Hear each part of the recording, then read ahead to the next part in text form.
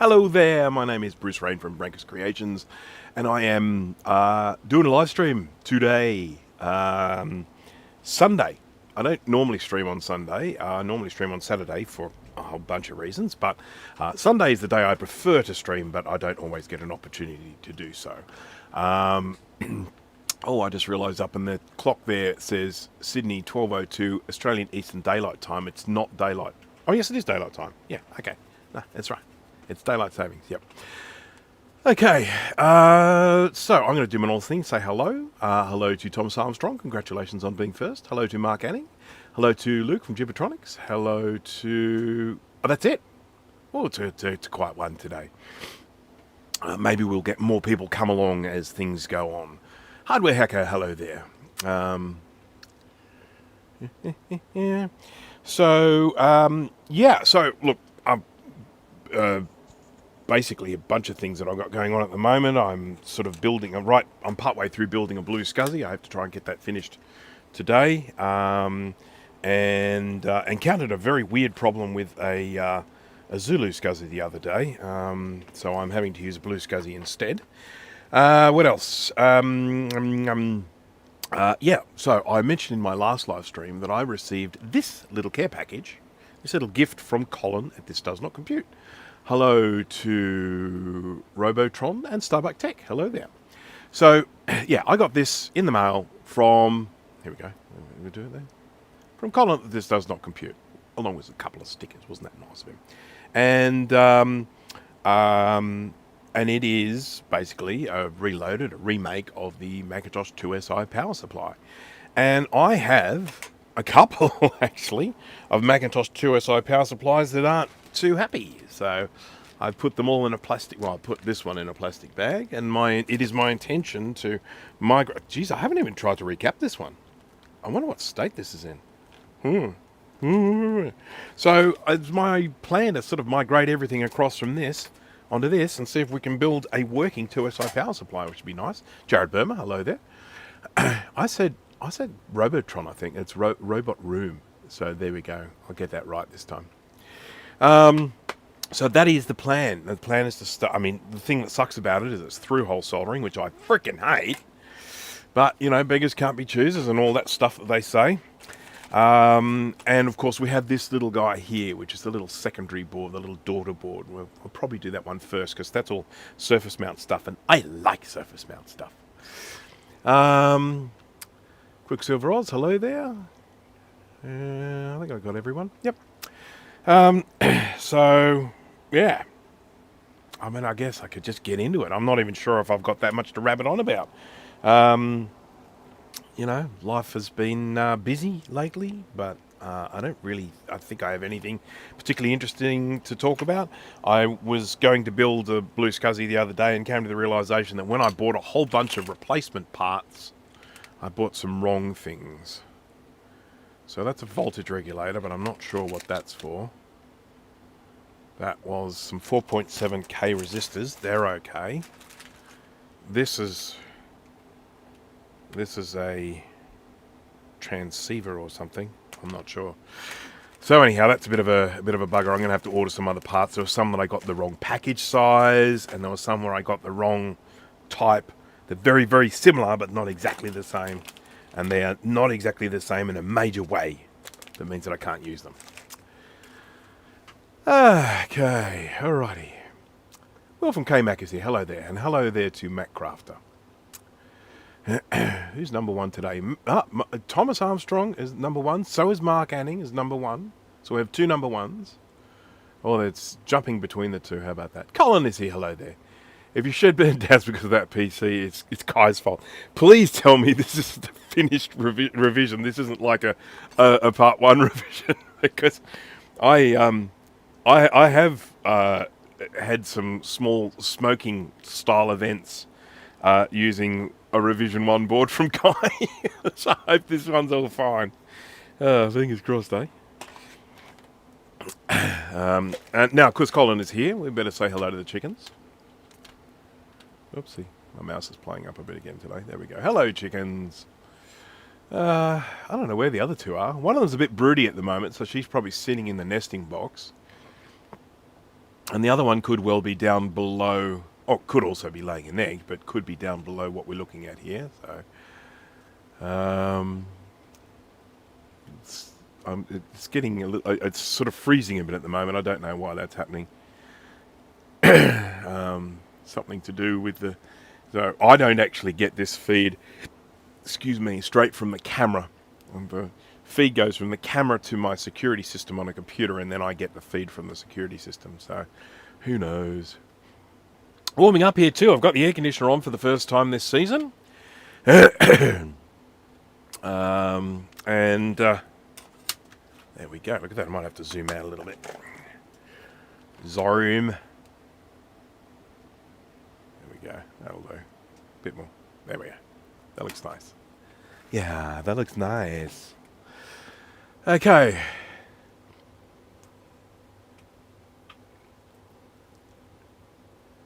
So I really should preface this by saying there are lots and lots of 2SI power supply options available these days. And doing what I'm about to do is probably not what I'd recommend to, well, anyone.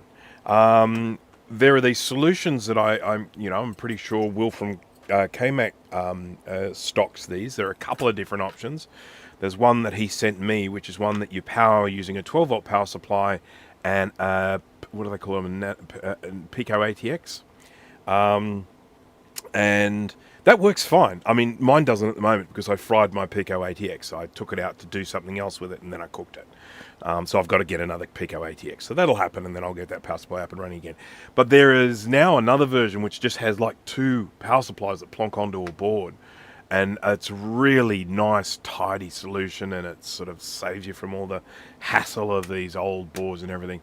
But at the end of the day, I don't necessarily do things on this channel because they're the easiest option. I do things on this channel because I think they might make good content. So I'm hoping that we'll have a little bit of fun with this today, and we can all poke fun at me as I do this work. I'm just going to grab this power supply, like that. Oh, is there meant to be something there? No, I don't think so. Interesting. And this is the other important one here. So, this one has not been recapped. You can tell because it's still got electrolytic caps on there. If I had recapped it, I would have placed tantalums on there. But, you know, there it is. I'm just curious about this. There's a little spot here at C16.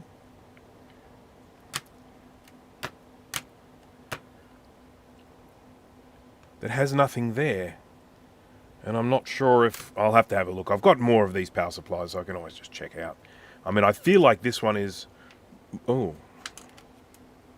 Oh, wow. Look, I've taken some stuff off and everything. We'll move across what we can from this one, and what we can't from this one, I'll move off from another one. I have another one up in the house. I don't see myself getting into the position where I'll be testing this today, but that's okay. I'm sure people don't mind that. Righty.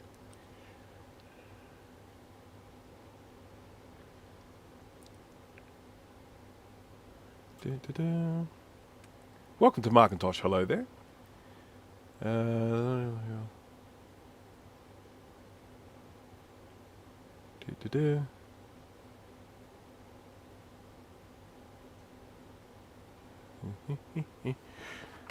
Why is this not giving me the option to write replies anymore? It's weird. I don't know why that is the case, but I have to write replies now in YouTube, not in OBS. For some reason that has just disappeared. I will not question. All right, I'm going to start with a little board. This is the daughter board here. And, you know, just in case I get it wrong the first time, Colin sent me a few of them. So I can, doesn't matter if I make a mistake. We only need one though. All right. So I've got a recapping guide for this, by the way, so, you know, easy. But I've got to start moving these components across from here to here. The way I do this sort of stuff, I use a hot air station, which I'm about to switch on now. I use a pretty high temperature, but I don't have particularly high airflow when I'm dealing with small components like this. So, okay, that's not working. It works sometimes. Oh, that's bright, isn't it? Shall we fix that? Yes, we shall.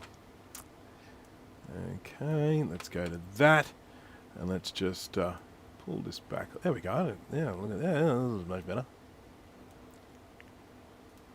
There we go. That's quite all right, isn't it? Don't you reckon? Yeah. Yeah, it's nice. Right, so these components. I'm just going to move them one at a time. Typically what I do when I'm doing this is I get a little blob of solder on these first, which I'm going to do now. I need to turn my soldering iron on though. It works better when it's on. C116 is normally not populated based on the photos I have. Oh, that's good to know then. I haven't stolen anything. This does not compute like your Game Boy video. Yeah, as did I. I hope that one has done well. Colin has slowed down a little bit on his content release, which is a shame for all of us, really, because to be honest, Colin's content is, I always feel like, broadcast quality, not just YouTube quality. There's amazing stuff that he does, and sort of research and things. There was one that was done relatively recently about, what was the pen light or something like that. That was an amazing little thing. And then, and of course, one of my personal favourites, and this is because it's my personal interest, was the one done on SciQuest, or was it Zip? Was it on SciQuest or was it on Zip? I think it was on SciQuest. And of course, it included Zip because they're removable cartridges. Because Zip was sort of like the SciQuest killer. And that was I've just found that absolutely fascinating. But yeah, so I mean, it was great that we got that video on the Game Boy screen, and as usual, it was sort of Colin's excellent standard, and so I enjoyed that a lot. Okay, even though I've never even touched a Game Boy, let alone owned one. Just not much of a gaming person, essentially. Doing, doing, doing, doing, doing, doing, doing, doing. There we go. Doing, doing, doing, doing. I'm not going to do every single one now. I'm just going to do a bunch, just like that. Got a nice little forest of blobs now. I might get some gloves on because I'm going to be handling a lot of flux today, and although I don't mind actually, the flux on my skin, it's probably not the best, but it doesn't bother me that much. But it's sticky, and I don't like sticky hands. Life does get in the way with YouTube. I'm not sure people realise just how time-consuming YouTube videos are. I've got one in the works at the moment. I'm having to do a whole bunch of stuff for it before I can actually start filming, so that's taking me a little while, and building this blue SCSI is one of the things. Yeah, I mean, there's for me anyway, there's script. You've got to write a script. Well, you've got to come up with a concept first. You've got to have an idea of what your video is going to be. And then you've got to write a script, and sometimes my script usually starts out with just broad strokes of the different sections of the video that it's going to include, like introduction, and then, maybe sort of explaining the problem, so I go in and I create a rough outline, then I go in and I write a script, and then of course I then edit that script quite a bit, because a lot of the time you write stuff and then you come back and look at it later on and you think, oh, that could be written better, and you refine it and everything, so then you get script all working good.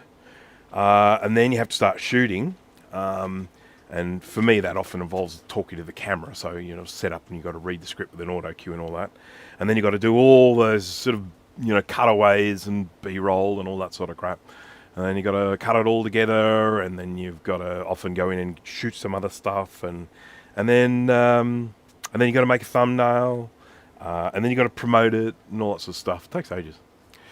How did you pull up after Sydney?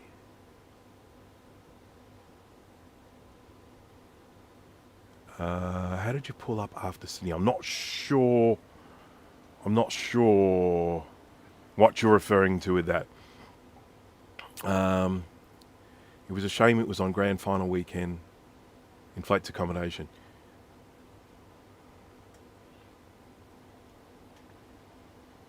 I'm not sure. The recap. Oh, that. Yeah, I mean, I live in Sydney, so I didn't have to stay here or anything like that. So I just drove over to. It's not super close to me. I'm in the western Sydney, and that's in the inner west. But I managed to get a parking spot, one that I wasn't supposed to be in, but that's okay. No one gave me a ticket or anything like that. And there were no restrictions anywhere near that parking spot. So I stand by my judgment to park there. There was nothing that said that this is half an hour parking only or anything like that. So the fact that I parked there for 5 hours, but yeah, that was quite the event, that SE30 thing. From my perspective, my biggest issue was what I was broadcasting. I would have been a lot happier if I had the ability to set up a camera in a better way. I was using my phone for some of it, and that turned out to be an absolute nightmare, because when you use your phone as a camera, it's unusable for anything else. So I couldn't look at chat. I couldn't even look things up on the web and stuff. So that was a bit of a pain. I think if I was to do something like that again, I would bring a tripod for the camera, which I did bring a tripod for the camera, but things got a little bit hectic towards the end there when we were setting up, because I'd actually said to them, oh, look, do I need to bring a screen, or do you guys have a screen there? And they said, oh, we got heaps of screens. So when I got there and I was like, oh, can I have a screen, please? And of course it was down to poor Tim to run around and get stuff for me. And they couldn't find any screens. All they could find was television sets. And every time I plugged in my computer to a television set, I was getting massive overscan. So I was getting the top and the sides all so I couldn't even see the menu bar on my computer. And then so I'm trying to navigate the settings of these TVs to switch the overscan off. But yeah, I could have brought an old phone. I definitely could have brought a different phone. There's no doubt about that. Again, using the phone was actually a bit of a pain. I did have a webcam there, but I couldn't get it high enough, and I really should have put that up on a tripod so that it was high and looking down. I think even if I'd have just had one fixed camera view up high looking down, it would have been 1,000 times better. But I did enjoy it. I made a few silly, funny comments. Well, silly comments. I'll leave it to other people as to whether they were funny or not. But I felt like that was my role, to lighten things up. But it was a good day. It was definitely a good day. Right, so we're basically just got to start this process of grading 1Ps and moving them to the other side. There's one. Thankfully, this isn't that big, so this isn't going to turn out to be like one of the most boring things you've ever seen. I'll be able to get this done relatively quickly. It's a lot harder when you're doing some of the bigger boards.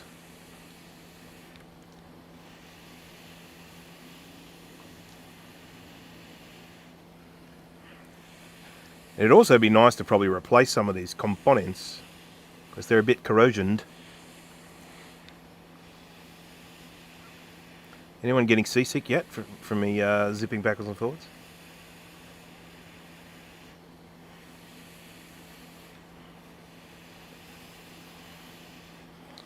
We're getting along. It's good. Yeah, you like that.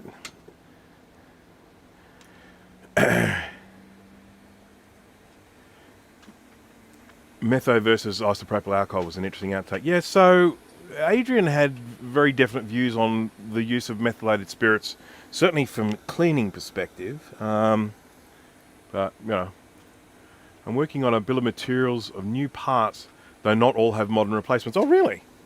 Geez, I wouldn't have thought there was anything here. I mean, maybe this guy, this little variable resistor.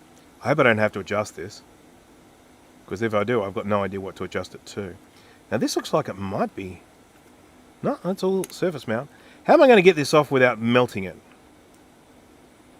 Well, a couple of ways I can do that. One is I can heat from underneath, but I might come back to that one afterwards. Okay, let's continue with these.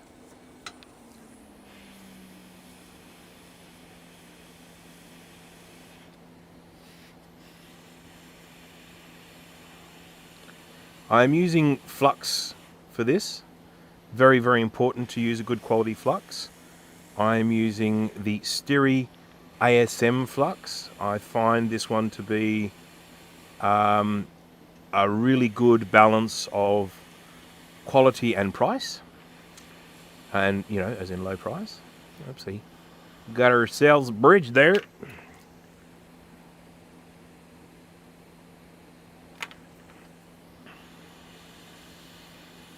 Oh, got it.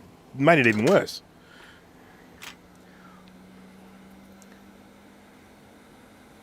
There we go. And they're probably joined there anyway, but, you know, I want to make it look nice. Okay. And then this one is the last of the ones I've already pre-blobbed.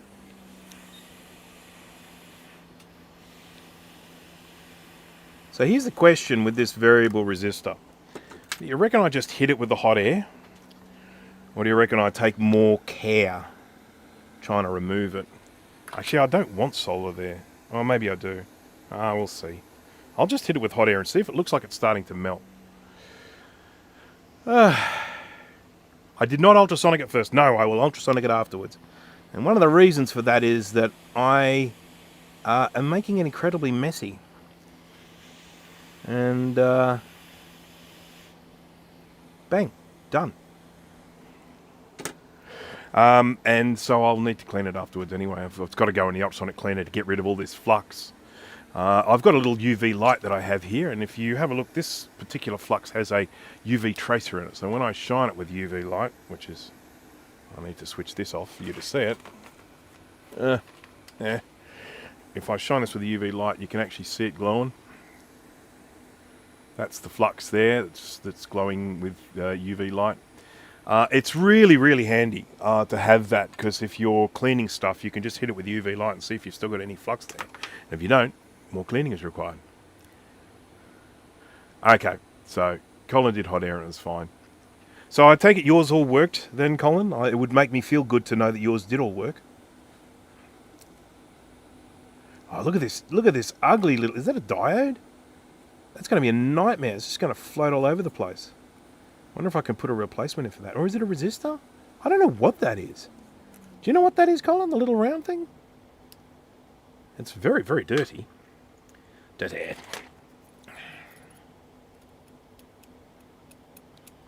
And the reason why I'd like to know what it is I think I'd like to test it, given how ugly it looks.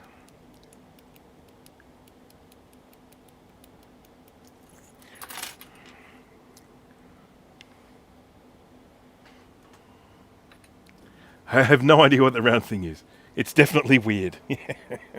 I can stick the multimeter in its auto mode and it might be able to just sort of say, hey, yeah, that's a resistor or something, but who knows. Okay, what's that? That's like a voltage regulator or something there. That's a diode. Another diode.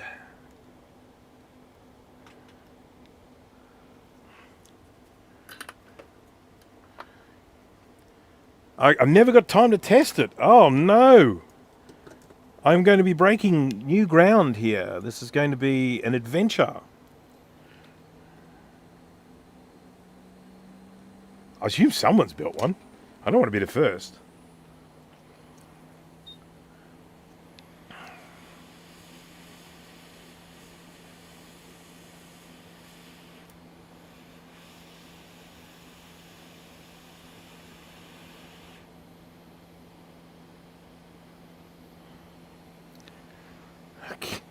This little thing.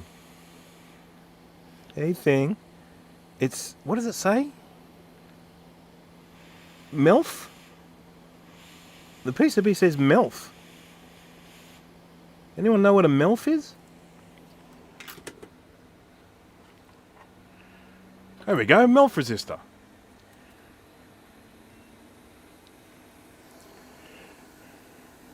What does MILF mean? What's MILF stand for? Can someone tell me?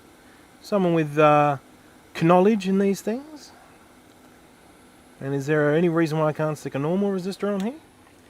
Let's see what resistance we're actually getting, Mr. Mouth. Here we are. Here's my multimeter. Oops. Do I have... I'm not sure if I have the battery thingy automatic power off on, because this seems to just stay on. Let me just check that. Multimeter settings. Sound like start a bit. Auto shutdown. Oh yeah, 30 minutes. I have got it on. 30 minutes is a decent amount of time. Got to have this. You got to have the auto power off. It's very important. And of course, the other thing is, you want to. How do I get out of this? How do I get out of it? There we go.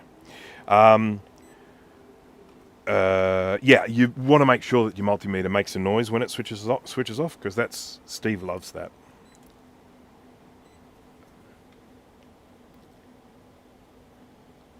When Steve's working on something and he's getting frustrated, and then it goes bip at him, and he goes, "Oh, shut up!"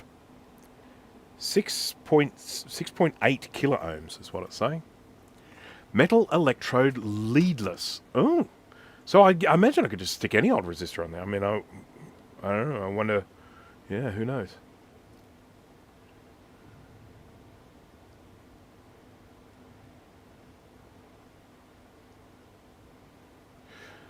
Single-sided and came at it from scans I provide. Yeah, I would agree. I'd be very surprised if it didn't work as well. There's not much going on here. You know, I'm not trying to take away, not trying to diminish the work that went into recreating it. But yeah, single-sided board.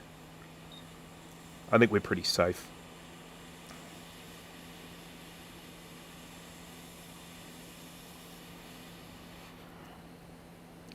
Wow. That middle one, is that even... Yeah, wow, that middle one wasn't even soldered.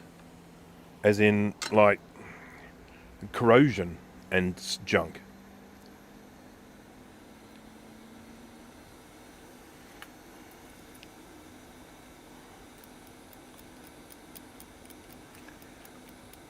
I dare say that would have had an effect on the functionality of this. Oh, that's just joined to ground, so that's fine. So even though there are 4 things on this, it's really only technically 3 pins, because that's joined.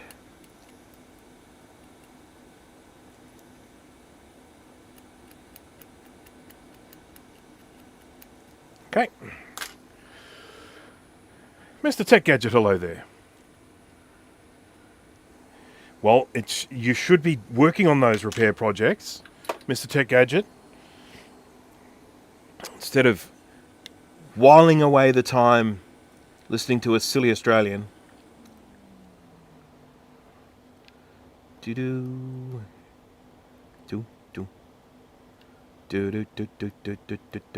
I went to an event yesterday. It was a restaurant. It's basically a restaurant that I have been to a few times. German restaurant called Jägerstube.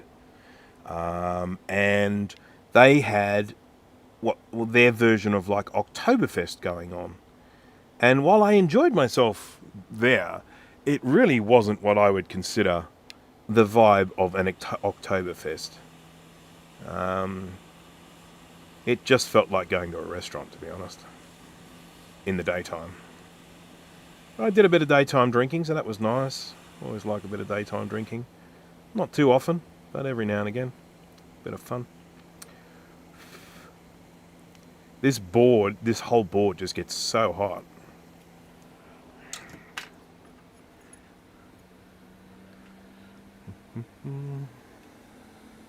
Both can happen at the same time. There you go. He's a multitasker. He can watch me and do things. See, I can't do that sort of stuff.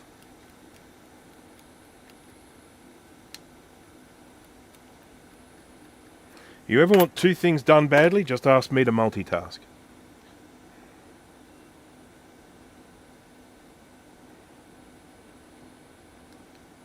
Stay down. You need to stay down.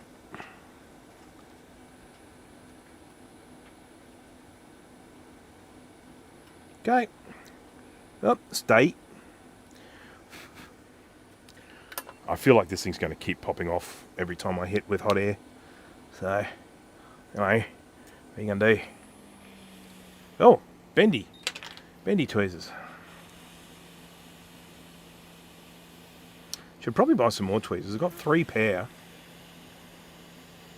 And they're both getting a bit long, and all getting a bit long in the tooth. In the teeths.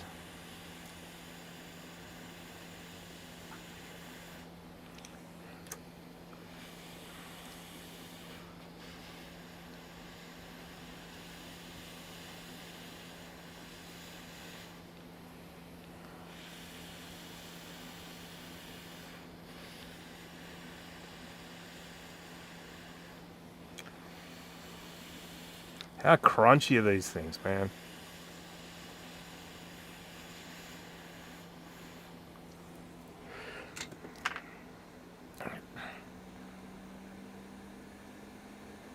Oh, I moved it.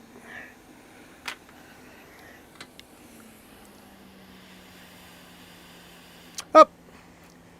Fly away.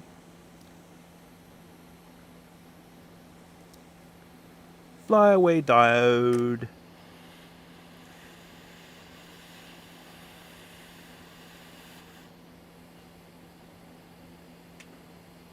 Oh my goodness. I really need to clean these up. Melts rate at 100 to 500 volts while they are glass encapsulated in case go bang like glass tubes. Oh, there you go. Okay, so now we know.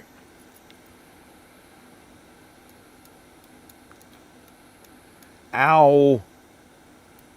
I've had my scalpel in the line of the hot air, and it's hot. Ow.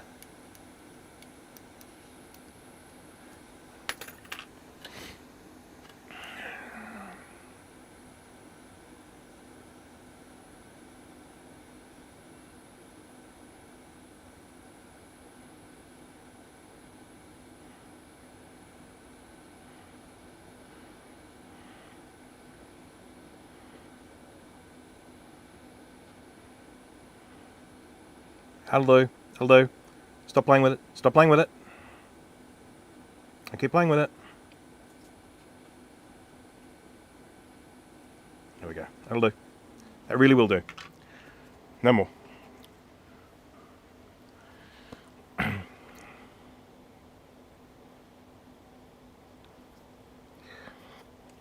Right, how are we getting along? Looking good. Looking good. Still a few more to do. I will leave the big caps until last. Just because.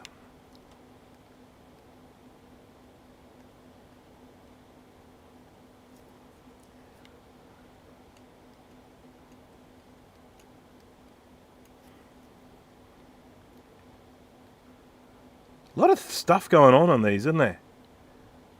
When you compare them to the simplicity of like what these replacements that have come out,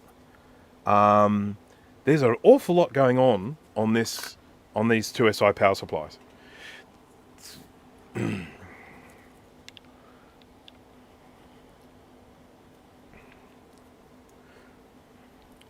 remember when the TWEEZERS came out, and I really wanted one. I just loved the form factor of it. And I was just like, oh, I would love to have a TWEEZERS. There's no way I could afford one. I was not, when it came to me affording computers at that time, I was I had a Mac 2. I started off with a Plus. I'm talking about of my own. I mean, my parents had a Macintosh Classic, but of my own, paid for with my own money, or given to me for free. I had a Mac Plus. I got that from work for free. I think I got it for free. I may have paid for it. Not sure. And then I bought myself a Mac 2 in 1992, I believe it was.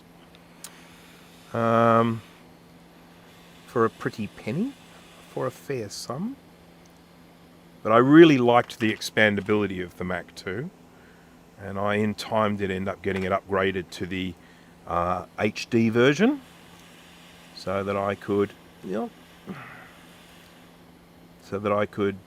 have high density floppy disks. Because back in those days, floppy disks were quite important. Oh, excuse me. I've had a bit of a cold lately. I'm on the tail end of it, but still have an occasional cough. What? That one's not populated. That freaks me out.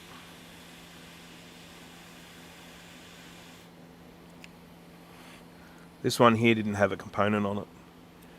So, just got to make sure I get them on the right spot. You know what happens if I don't? Doesn't work. We don't want that. Ow, hot.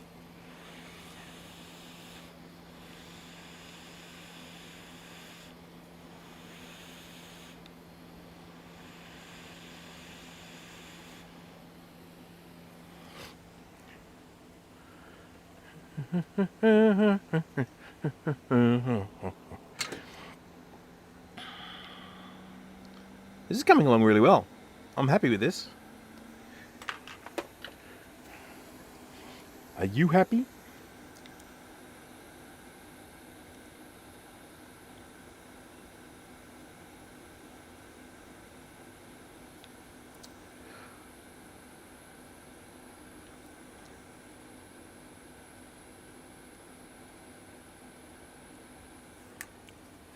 I should probably turn the ultrasonic on, shouldn't I? Because this is going to be needed later. One thing I will do with the power supply is I will probably ultrasonically clean it before I use it. But I will ultrasonically clean it without the big transformer on it and without the relay on it. The power supply has a little relay, and of course they can trap liquid inside, so I don't want to get that wet. So I'll just put that on at the end.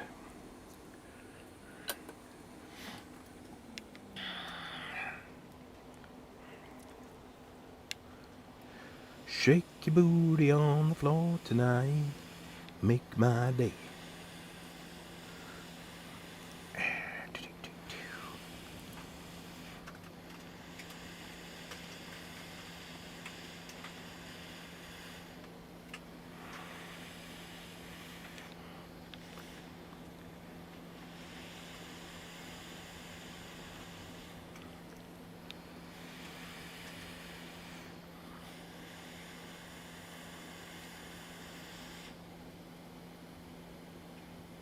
I got stuck.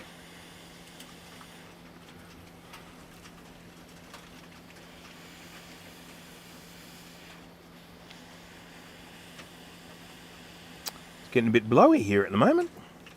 Bit of a breeze. A blustery breeze. Ow! Uh-oh. Oh, phew. God, I thought I heard that land in my lap, and I was thinking, oh, that's it, that's gone, I'm never going to find that again. But thankfully it didn't go too far. I could see it going. It was just at that angle where air gets under it. Oh man, sorry, I've just got to clean my tweezers here. They're getting really sticky.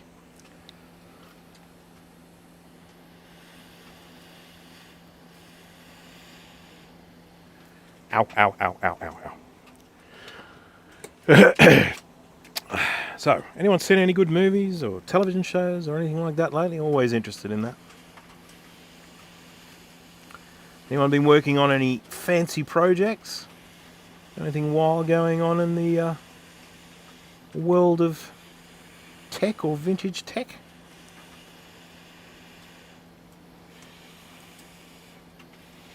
I've been making a mounting bracket for a blue SCSI to go inside an SE or an SE30 to take the place of the hard drive mount. The hard drive mount that goes into an SE or an SE30 is actually quite big. I have one flying around here somewhere, but I can't find it. It's quite large, takes up a lot of space inside the unit, And my SE30's got a few expansions in it, so space is a bit of a premium. So I have designed a bracket that sits on top of the floppy drive that you can then mount a blue SCSI to, but then also has a little attachment that comes out to hold the LED light in the correct location for the drive activity light on the front of the SE30. And it's very, very small. It doesn't use a whole lot of plastic, prints relatively quickly, so just mounts on there using the original screws. Then you just use some M3s to hold the blue SCSI down on the mounting bracket, and then one of the screws you just have this little thing attaches out there for putting the LED in. So Dasher terminal recreation. That sounds pretty awesome. Leo's here. Hello there. Watched Bullet Train the movie. Pretty good. Bullet Train the movie. I don't know about that. I'll have to check that out.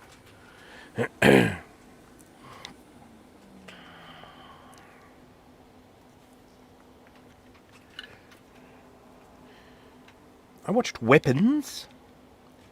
I felt like that film, I enjoyed it, but I felt like it got a little bit overhyped. People were behaving like it's one of the best films ever.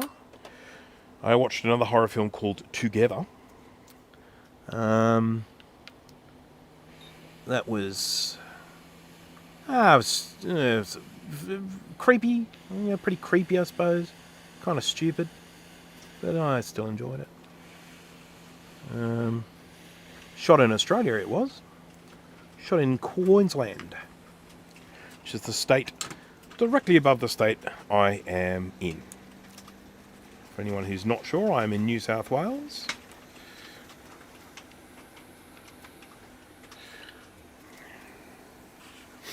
And Queensland is north of me. I watched something else as well, but I can't remember what it was.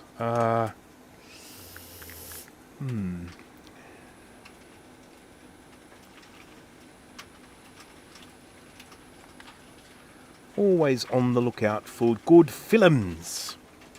Alright, time to take this IC off. IC. Let's see what I did there.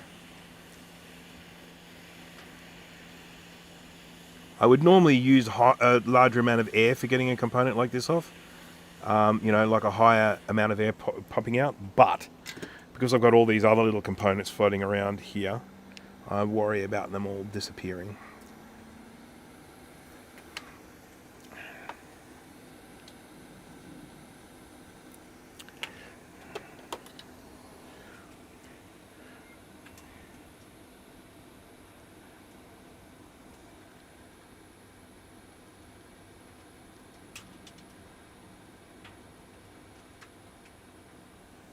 Data General.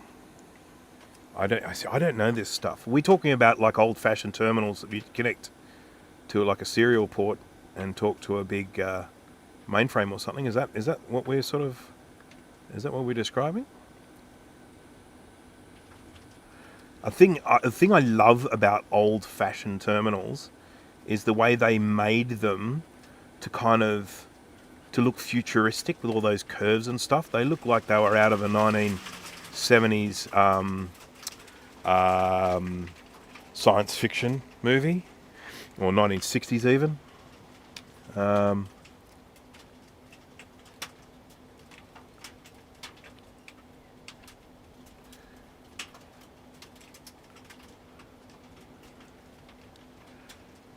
It's a little bit hard to drag solder here because I'm right next to these other components. This one's gone down really well, actually. Pleased with that. I was worried that it wouldn't stick down too well because of all the corrosion, but it's actually fine.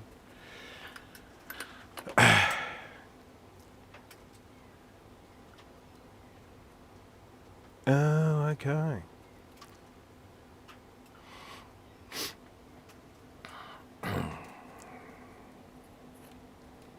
Right, I think I've taken all the components off except for the big capacitors. So there's this one here. You can tell from the fact that the solder, the solder here is in sort of a mound. We didn't actually lose a component from here. There was never a component there in the first place. If a component has come off, you get more of a break that looks like this. Like it's been knocked off. But that one there, you can tell there was never a component there in the first place, so we don't need to worry about that. Now we've got a 33 microfarad 25 volt and 100 microfarad 6.3. I believe I have both of those in tantum. But let's just check. What's this one here? This one is my container of SMT tantalums. So it was 106.3, yeah? 106.3, I've got one of those. I've actually got big ones and small ones. A small one would probably be better for this, but no. And then the other one was 3325. It's an interesting size, isn't it? 3325, look at that. I've got one. 3325. Joyous day. I probably have these in electrolytic as well. I'll have a look. SMT electrolytic.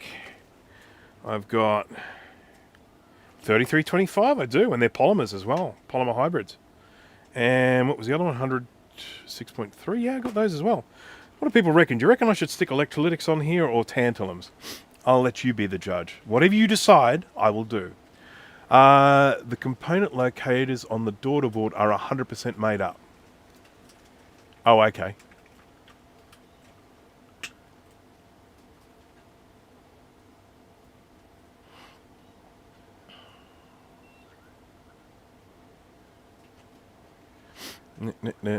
Okay, you've got your opportunity to make your vote now. Tantalums or electrolytics? We've got the option or either. We can do either. I'm going to leave it up to you guys that are watching. You can come in and say, hey, Bruce, piss off those tantalums and use electrolytics. Or you can say, piss off those electrolytics and use tantalums. You've got 20 seconds to decide. One vote for tant. I could actually stick a little thingy up here. You know, you got those little... one of each. I'm not going to do that, Colin. That is... yeah. One thing I will go for is consistency. I'll either go one sort, you know, both in one sort, both of the other sort.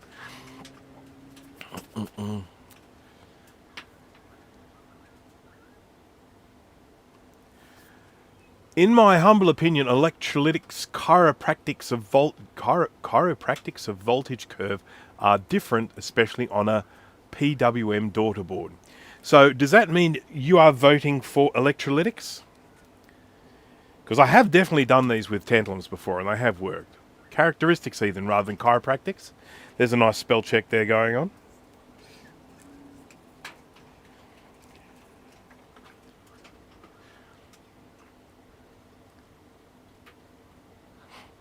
Okay, I'm doing it with the tants. We'll just have to... If anyone wants to object and say otherwise, you're welcome to do so, but the tants are going down now. Okay, so we need to put the stripe on the left-hand side, because that's what we do with tantalums. Because that's where the positive is. Right there like that. Positivo.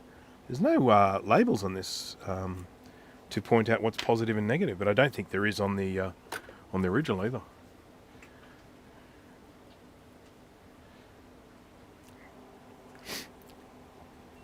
Right. I've talked about this before on my channel, but some interesting things of note about tantalum. So, one of the first things to note about tantalum is it is quite a rare mineral, and there is a possibility in the future that we will not have any more left, and we won't be able to make tantalum caps anymore. I think it's about as rare as uranium. I think that was what someone was saying. There's about the same amount of tantalum on the planet as there is uranium, something like that. I could be totally getting that wrong, but yeah. Another interesting thing about tantalum, it has the second highest melting point of anything on the periodic table, tantalum being the highest. I mean, sorry, tungsten being the highest. So, there you go. All this information's free, you know.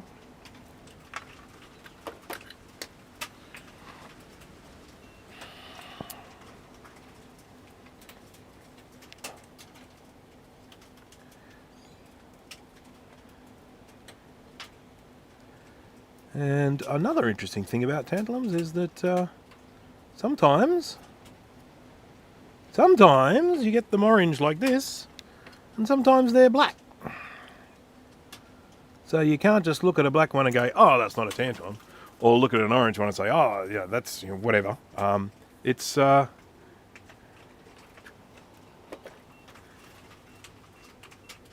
unpredictable. I'm changing over to a different tip. I'm changing over to this one here. It's the bent conical tip. This allows me to get in sideways like that and get nice amount of height. Well, they don't always blow holes in the board. I can say that for sure, because I've had some that go up and they didn't actually leave a hole in the board. They sure went though. But having said that, I've never really had, other than one very, very old tantalum on a 2FX board, that's the only time I've actually had one blow up. So that speaks fairly well to their reliability, I guess. Oh, balls. Stop it. Stop it.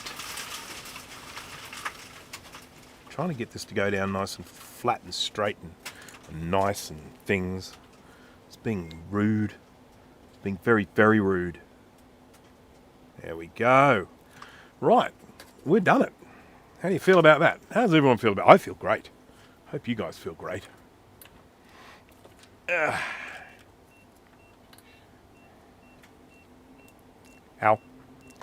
Hot. Haven't had a chance to cool down yet. Tantalum fireworks are the best. They sure are. Oh, itchy. I think I've been bitten by something. Well, I am in Australia.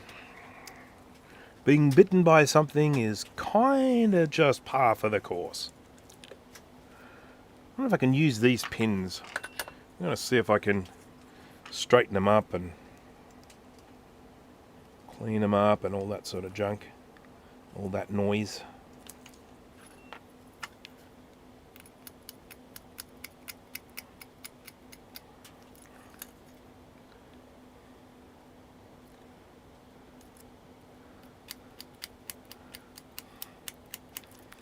It's my right little eye thingy, whatever you want to call these things, that I look into in the microscope is a little bit dirty. This microscope probably needs a proper clean, actually. Haven't cleaned it in a while. I dismantled the whole thing, clean all of the little mirrors inside, and get it all looking nice. I haven't figured out what to do for dinner tonight. Have to see what the missus wants.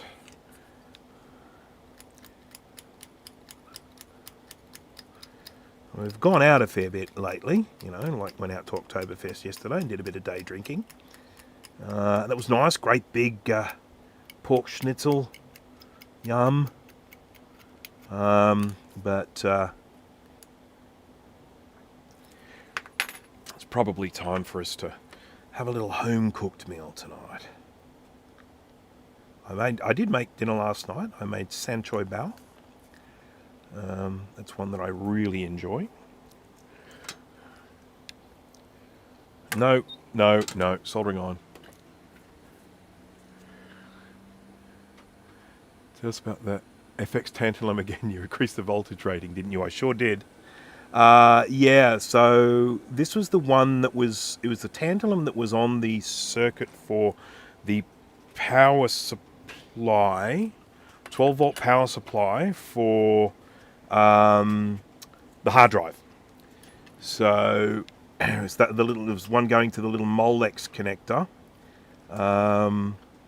and that was keep in mind, of course, this isn't me sticking a tantalum in place of Apple putting an electrolytic there. This is Apple's. This is straight from the factory with a tantalum on there, but it's a 40-year-old tantalum, you know, nearly 40-year-old tantalum. So I changed it to a 25 volt instead of a 16 volt, which is really not a bad idea with all of these. You know, go to 25 volt. I find that most of these, because they're actually servicing a 12 volt power supply, 16 is plenty. But with that one, I thought, why take chances, eh? This is thicker. Is this thicker than the original board? This is way thicker than the original board. Look at this. Look at it. Look at it.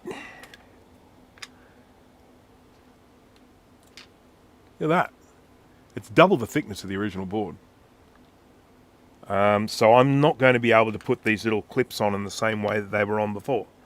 I will have to probably, instead of having them wrap around the board, I'll have to have them just sitting on the board like that sort of thing. Like that. Which I don't think is a problem. I don't really see that as being an issue. Speak up if you think it will be an issue. Oh yeah, I'm quite certain the cap's age is the main reason it blew up. Yeah.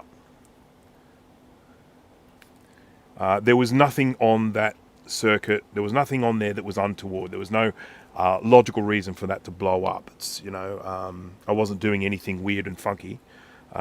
So yeah, it was just age, and that's fine. You gotta give these. I mean, you gotta remember that these tantalum capacitors, they have a date, they have a rating on them in terms of how long they'll last for.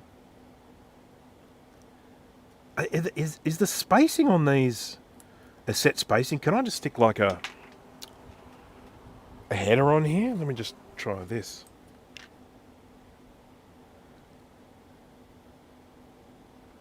Yeah, it's just standard, what is it, 2.54 spacing. So I'm just going to stick a freaking header on it. I'm not going to worry with this stupid thing here.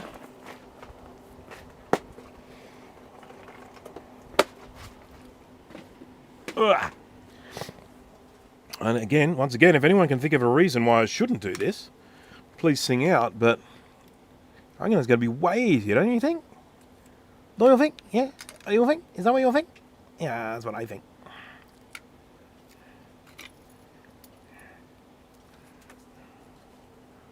Hey.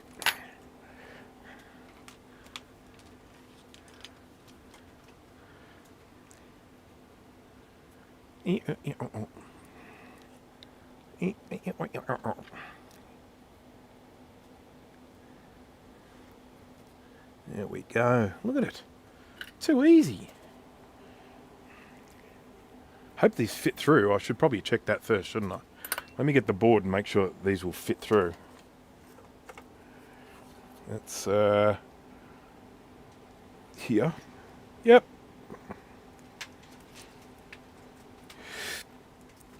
I'm just going to check. Yep, they fit. I mean, only freaking just, but they fit. Here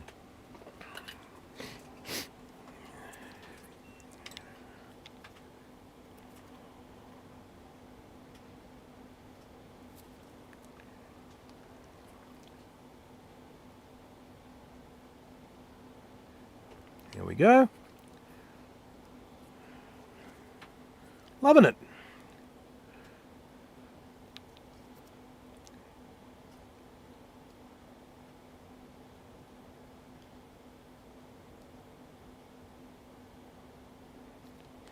Don't try and tell me this isn't a good idea.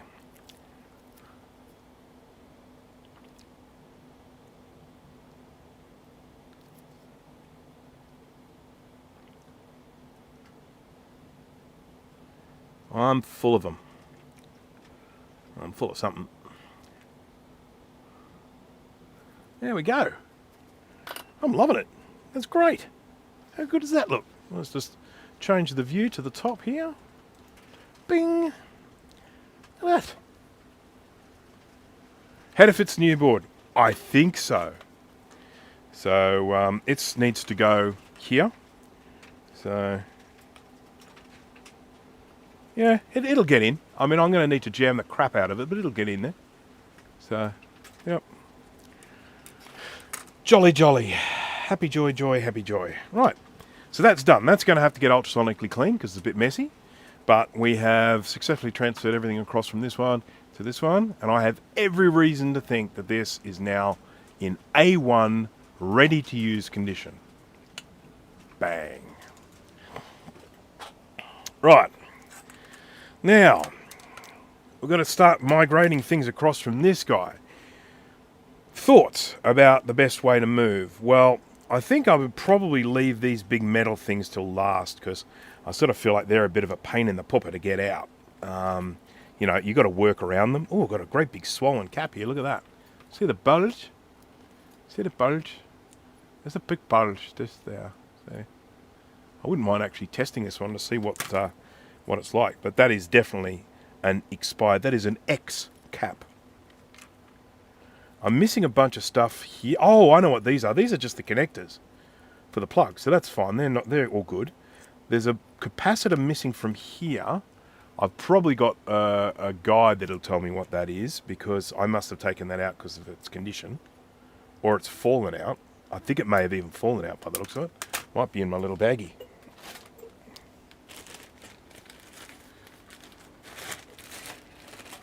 No. But I can definitely tell there was a capacitor here because you can see this, the little shape around there where it used to be. So we didn't have one here. There was nothing there in that location, so we're fine with that. But yeah, that one there, nasty. So I'm just trying to think about the best way to move. So I'm going to start off. It's got 2 fuses. It does have 2 fuses. I don't know what the rating of this one is because it's gone. Yeah, I've got to get this little guy off as well. I'm going to do him first.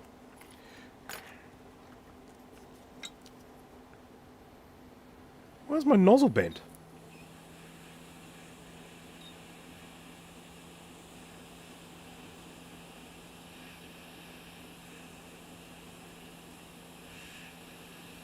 God, this stinks.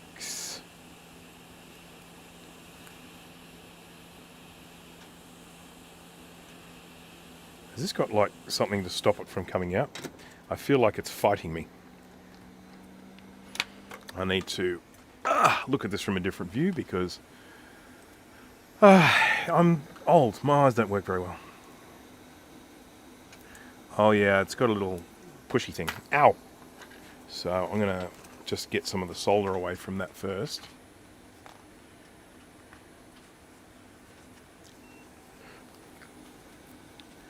I am going to use all of the original components on this apart from what I have replacements for.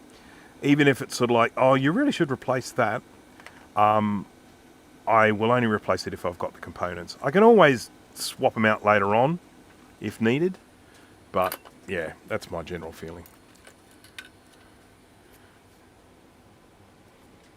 I might get hate mail because of that, but that's alright.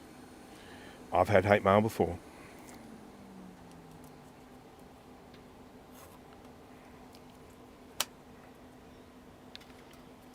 Oh god, I gotta get... Yeah. Oh. Oh, yeah.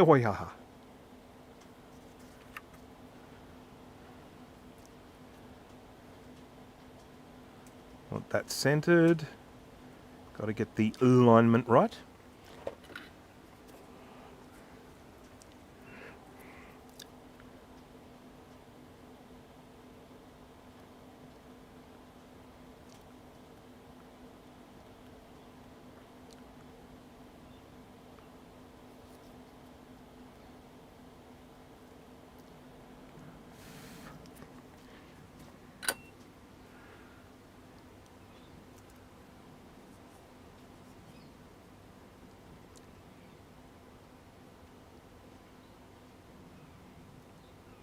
Are those flat, round ceramic caps hard to find now? It's interesting you say that because my local JCar Electronics, they seem to stock them. I don't know how many different sizes they stock, but they definitely stock them. I bought them from them. So, yeah.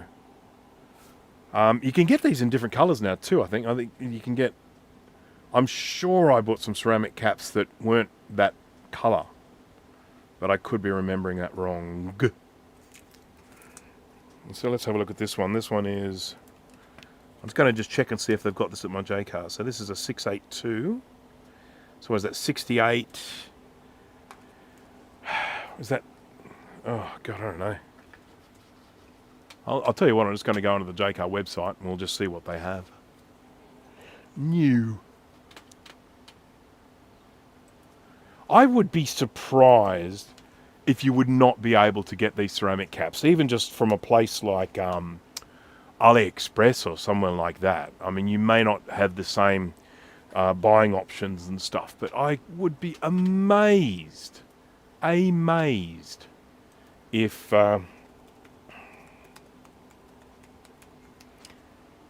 you couldn't get these. Yeah, so these they got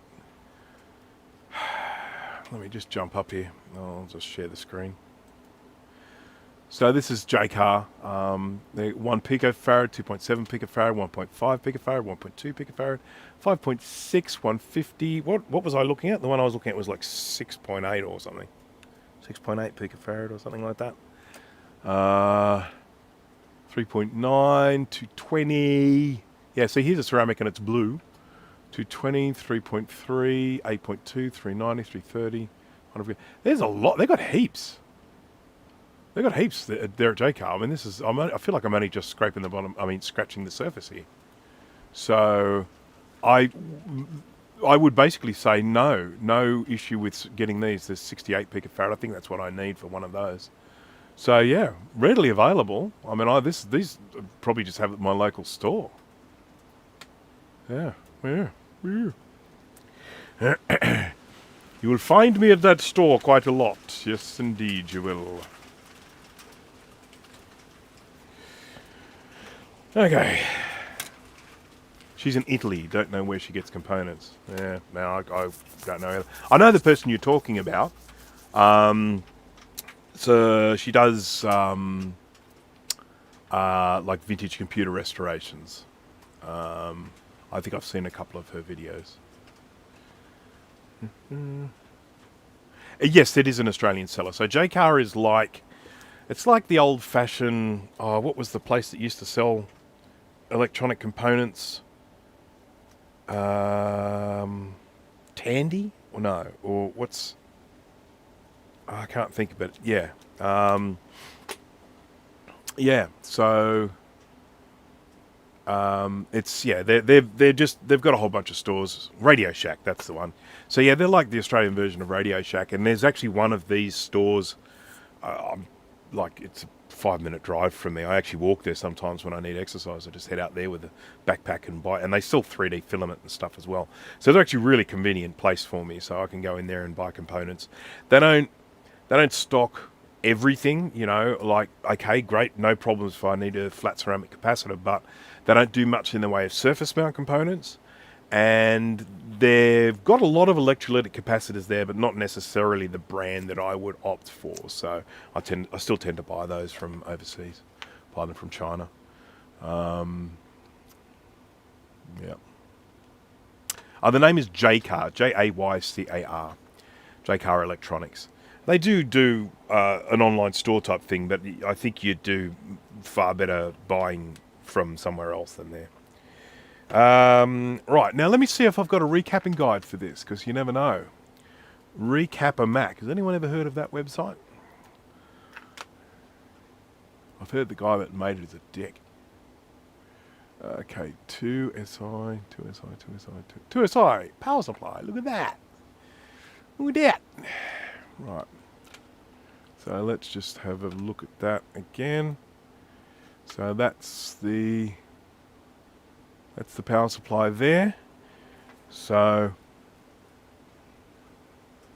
interesting, that one doesn't have a fuse in that spot either. Maybe it's not meant to have a fuse there. Ascertain 20, hello there. Was it 69 minutes ago? Okay. Fizzbin, hello there. Okay. Right, I mean, I honestly don't know which components to start moving. So that's a 4.7 400 volt, the one that's popped there. So that's definitely one you'd want to replace. I can tell you that for sure. I guess I've got to just start this, don't I? I just got to start at one end and keep moving. So everyone, hang on to your butts. I'm going to get my Brucinator. This was affectionately referred to as the Brucinator by Jay from the House of Moth. I actually sent one of these to him. He wasn't able to get hold of one at a reasonable price. So I bought this at my local JCar. So I just bought it at JCar and bundled it up and sent it to him with a bunch of other things as well. And it was actually cheaper than him buying it directly. crazy. Okay.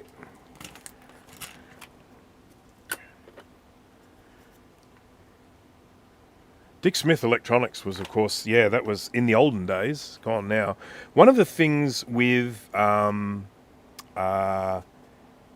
company like J-Car is they have been very good at sort of remaining relevant. If all they did was sell electronic components, they'd be bust, they'd be gone, like other companies that do that. But they have moved into things like educational toys, learning electronics, solar, 3D printing, communications, TV antennas. When you go into a place like that, they've got so much stuff. And I think that diversification is something that's helped keep them going well. I think they've done a very good job. I mean, I think if they had their way, they'd stop selling components altogether. I think they're probably a big pain in the neck. I walk in there and I say, "Oh, I'd like 6 of these, please," and they grab them and they put them in a little container and that'll be $1.10. And it's like, that's not even worth the amount of time it took them to put them in the container.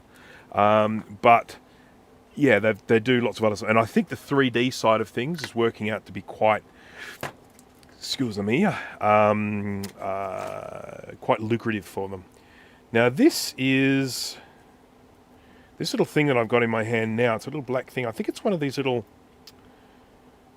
thermostatic kind of things. Like if they get too hot, they increase resistance or something like that. People who know stuff about electronics might be able to correct me on that. But they have like these little thermal protection-y type stuff.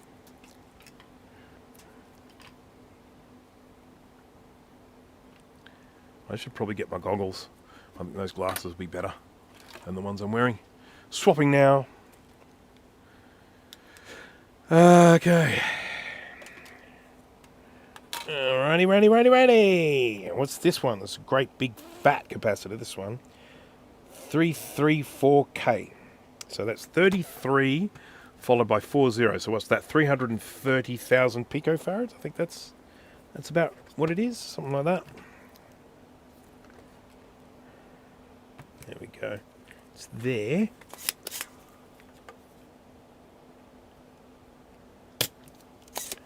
And there.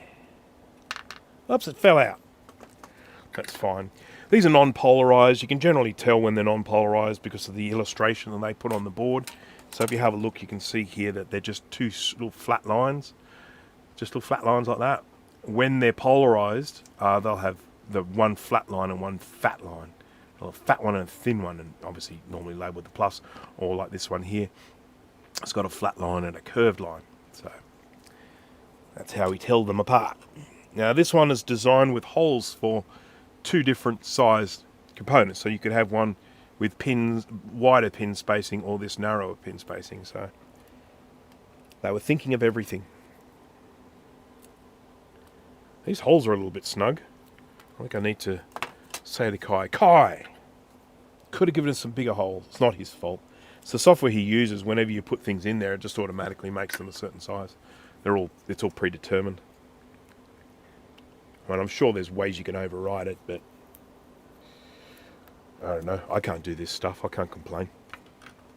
I mean, I probably could if I taught myself, but, I find that if I learn too much stuff these days, other stuff leaks out and I forget other things. It's like, can you make me some grilled cheese on toast? And I'm sorry, I can't remember how to grill cheese anymore because I learned about creating PCBs. Well, we've got a little jumper here. I might put a new one in because that one looks a little bit... Right, so this one here, that's a diode, I think. No, is that a diode? No, that's an inductor, I think. I think that's an inductor. It might be a resistor, but I think it's an inductor. And... No, it's a resistor. It says R444. 4444444. So it's probably not polarized then, so I don't really need to worry.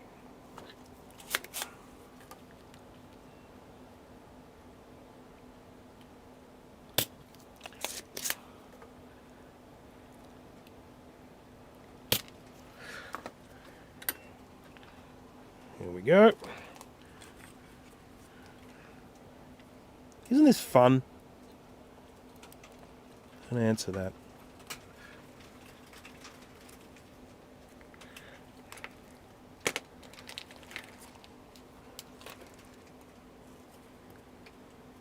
Got a little bit of solder on the tip here.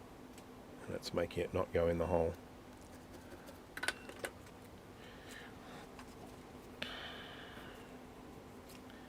I have to say, I really do find it very convenient to have a JCar Electronics so close to me. I really think that's something I would miss if I was to move to a different suburb. Let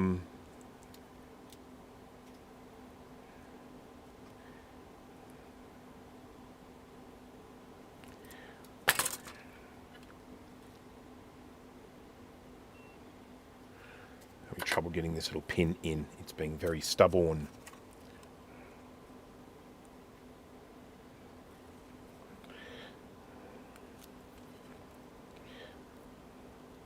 If I can't get this in, I'm going to just snip the end off it. Hey, you got it. I think either that or I just bent the crap out of it. Yeah, no, it's in. We're good.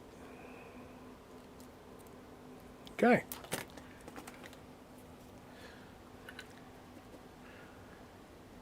Okay, where did this new board come from? So this is a reloaded board. It was, I believe, it was designed by Kai Robinson, the man with the large, delicious brain.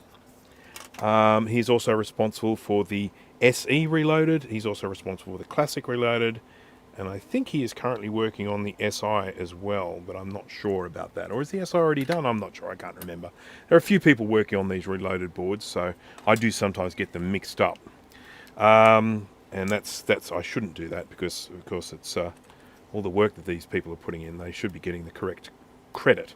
But this one, I believe, was done by Kai, and the way he did it was he got hold of an original one board like this, took all the components off. Oh, I've changed camera views. Took all the components off it and then scanned it in, and then recreated the traces. It's a fairly straightforward board. I think it's only one layer, and one of the reasons you can tell it's one layer is because it has little jumpers like this. So when you end up with a situation where two traces have to cross each other, with one layer you can't have anything crossing each other. So what they do is they make them come up the top here and have a little jumper pin like that. So this one here will be jumping over top of this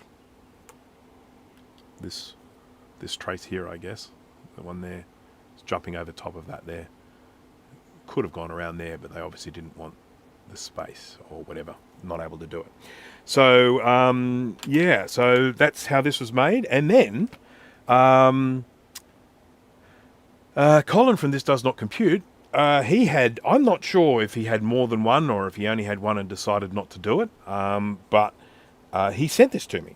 So, yeah, I much appreciate it, and that's why I now have This Does Not Compute stuck on my ultrasonic cleaner.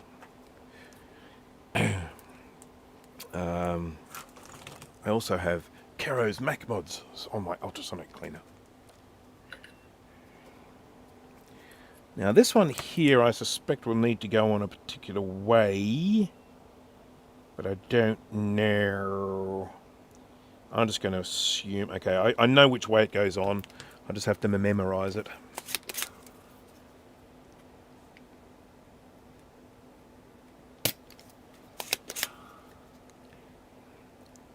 Oh, I did the wrong one there. I mean, it has to come out anyway, but get it right.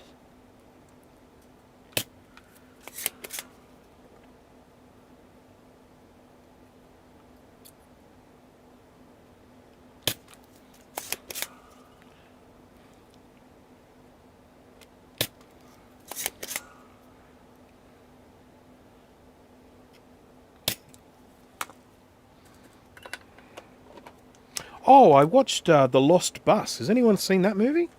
The Lost Bus? Oh, that was pretty good. Huh?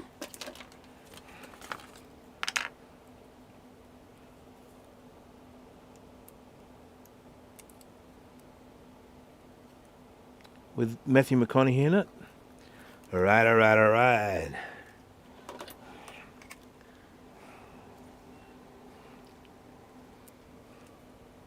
This is one of the tricks that I do when I'm trying to hold the component in and I don't want to bend the pins. I hold it in with one hand and then I just drape a little bit of solder around it and then just do that.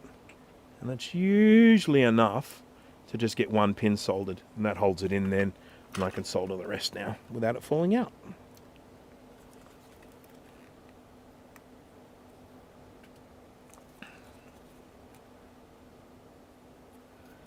It looks like I'm going to be putting in a ceiling fan for my wife this afternoon. She said, I really want to replace the ceiling fan. I was like, okay, cool, no worries. She said, do you reckon you could do that today? Today? Wow, those pins are tiny. Oh, he's made it two layers. I don't need to put that jumper in. I don't have to put any of these jumpers in. How cool is that? So this was originally a one-layer board, and as I mentioned before, we've got all these little jumpers across here to link, you know, sort of little traces together. Well, if you have a look at this under the light, if we get the reflection right, you'll see there's a lump there. He's actually created traces for these now without the need for me to put any little jumpers on. So he's actually made the construction of this board easier than the original. So impressed, Siri. Sean from Action Retro, hello there. I've never seen this reloaded power supply before. Yeah, well, yeah, it exists. I don't know if it works, but it certainly exists. I hope someone's made one before me. I'd hate to just be like the first person, the guinea pig that does this, and then I accidentally blow something up. But, you know. And how are you, Sean? I hope you are well.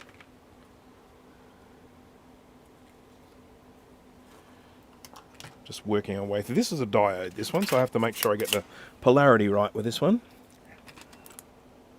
The line is on the left-hand side. It's blowy here today.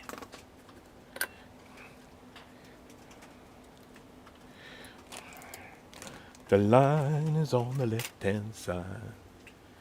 Things that exist are pretty cool, you know. That's a very profound statement. The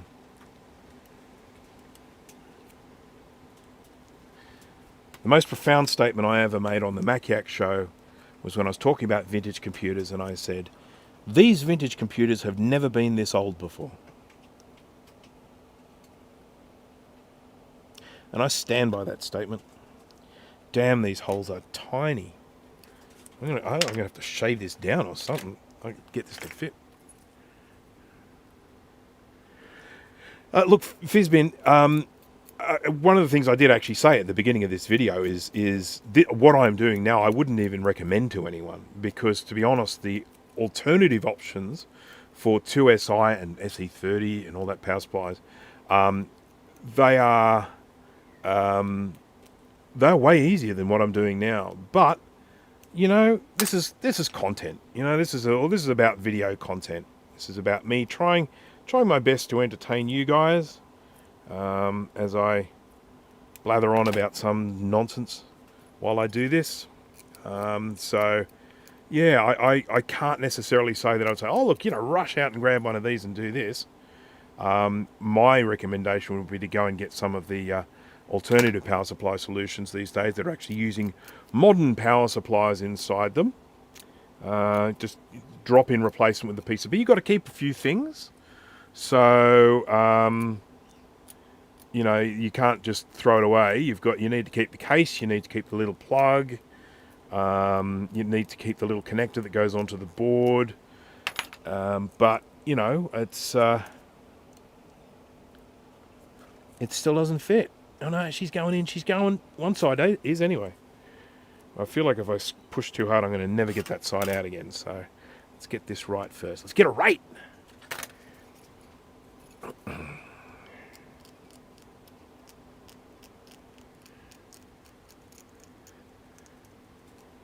And they will never be that old again. That's exactly right, Sean. The point that I was making when I came up with that rather ridiculous statement, the point I was making is that the problems that we are encountering with these computers have never been encountered before because they are based on the age they are. For instance, you know, there are these books that you can get, like Larry Pina's book. He's got his Macintosh Repair and Upgrade Secrets. He's got his Dead Mac Scrolls.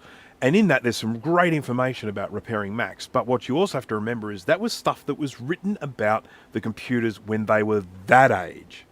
And now they're this age, and they have a whole new set of problems that they've got. So while a lot of people use that as the, they use them as the like the answer to all the problems, they're a good starting point, but they're not necessarily going to be exactly the fault, because the things that are happening to these Macs just, you know, would not have been happening back then because of the age they are. So that is why I came up with such a stupid statement.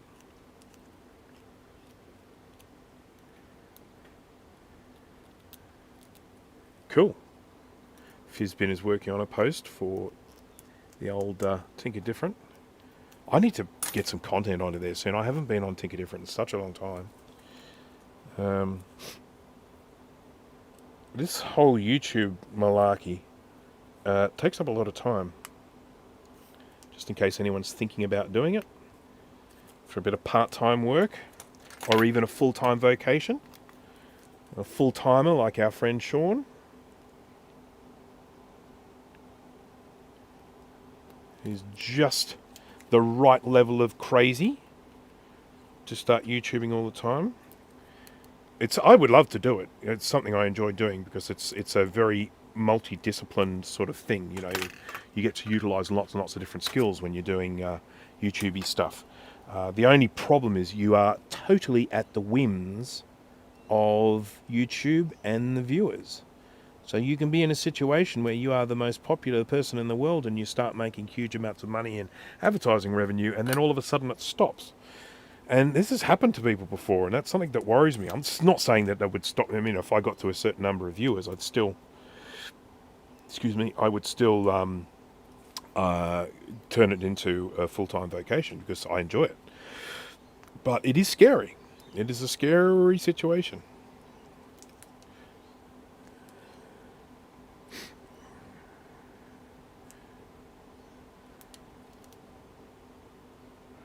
One, two. I think there's only 2 wires on that one by the looks of it.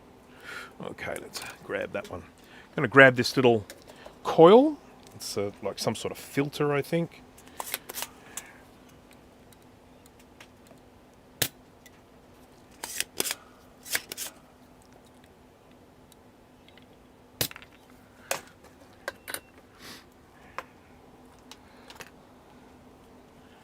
Do-do-do. Do-do-do-do.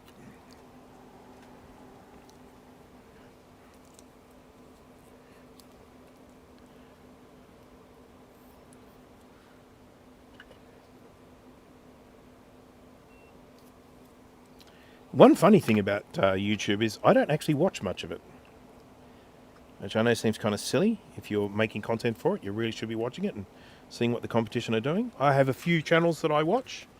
I watch, oh, hello chickens. Sorry about that, I must have bumped something there. I fairly religiously watch Steve Mac 84, Sean Action Retro, Colin This Does Not Compute, a couple of others here and there that I watch. But there's a limited amount of time. You know, I don't have huge amounts of time spare to be spending on YouTube. I know people that YouTube has almost become like their TV. They just watch it all the time. That's not me.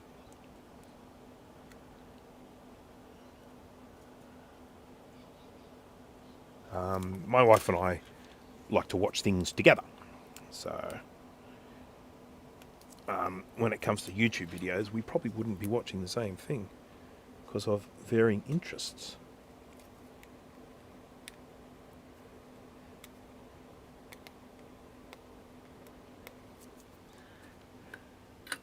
Hello, Foxhound477. Where have you been? What time do you call this? Just kidding, of course.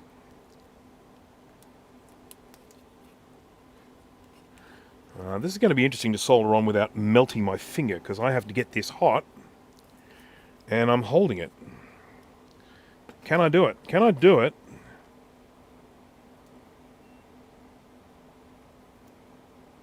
So far, the answer is no. Still no.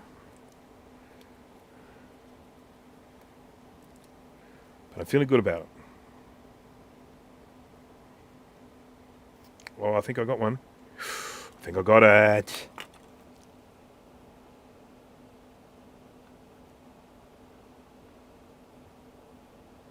Okay. There's one little fuse holdery thingy, thingy. I actually quite like building this. It sort of looks so nice. It's so shiny.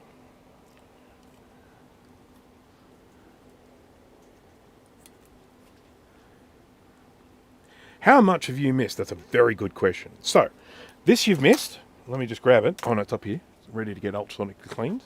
You missed this. This is me transferring all the components, other than the tantalum capacitors, from this old board to this new board. So this is a reproduction of the little daughter board that goes in the 2SI power supply. So I've transferred all the components from that. That's all the surface mount stuff. So that's good. And put 2 new tants on it. That's now ready for ultrasonic cleaning, and I'll also give it a bit of an inspection after that. And now I'm just moving all the parts across from the power supply. I'm working on the primary side at this stage, and I'll get along to the secondary side soon. And I'm going to have to replace all the electrolytics on this, of course. And in particular, there's one here. This is a 400 volt there, and it's got a bulge. A very big bulge.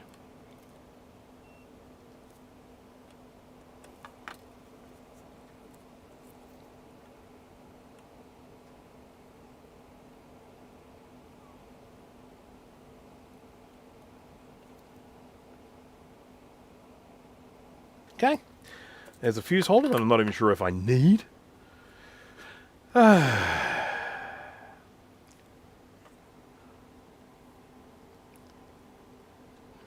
Right, let's whip this guy off. This is a little, 332. So what is that? 33,300 picofarad? What's that in the old money? Is that? I don't know. What's that in microfarads or even nanofarads? I'm not sure. Okay, let's use the solder sucker. Save ourselves a little bit of wick.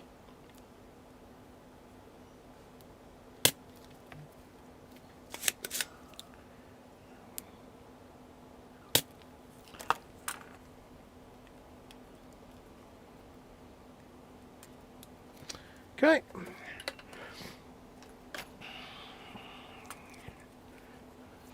C11111113.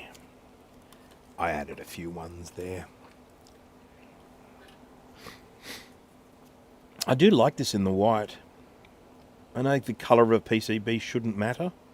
But I mean, like I pulled out one of my SE30 boards the other day, and it's got 8 4 megabyte sims in it that are in purple PCB, and then it's got a purple ROM chip as well, or ROM card, and it actually looks really cool.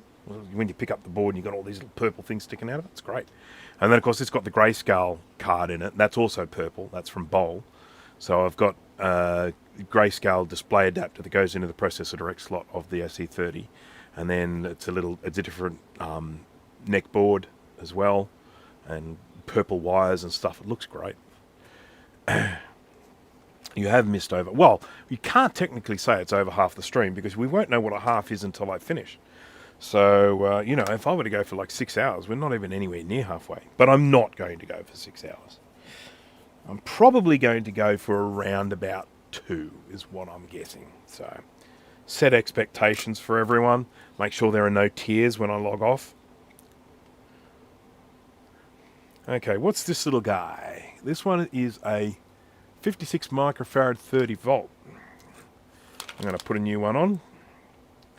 56 microfarad 35 volt. 5635. There we go. Let's grab from the 35 container. 35.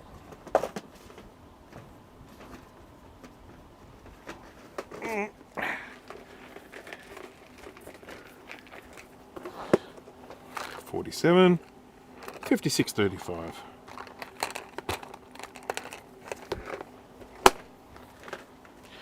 I have these labelled only on one side, these little containers that are behind me, I have them labelled on one side. And the number of times I put them back in around the wrong way with the label facing the wall, I really think I probably need to put a label on both ends.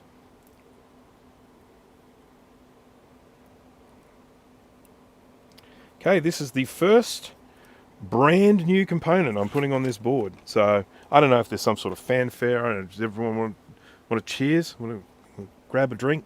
We'll have cheers to it. If I hadn't been so bloody tired, I could have done a workshop and wine yesterday afternoon, because I went out for lunch.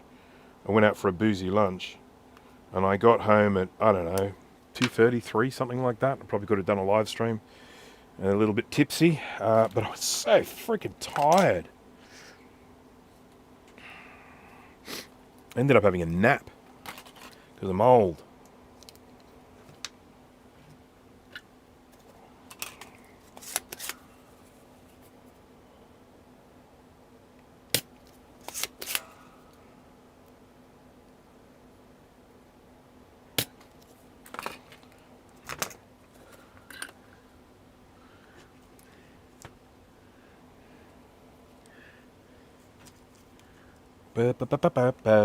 Here we go.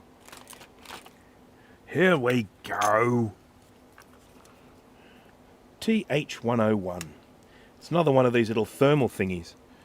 And correct me if I'm wrong. I mean, if someone knows the answer to this, or knows that what I'm saying is pure nonsense, please feel free to say. But I'm pretty sure these are little components that when they get over a certain temperature, they increase their resistance. So their resistance is dictated by the amount of heat they're generating. So they serve as like a thermal protection, and I'm pretty sure that's what they are.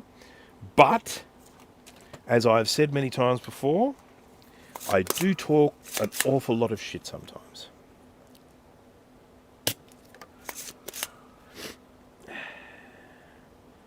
This board has that awful old kind of fishy smell that these get when the components are all leaky. I mean, it really does pong.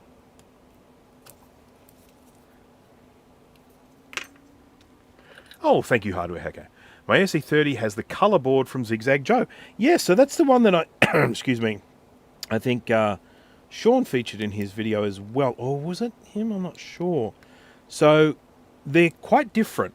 If I remember rightly, the one from Zigzag Joe is actually a grayscale one.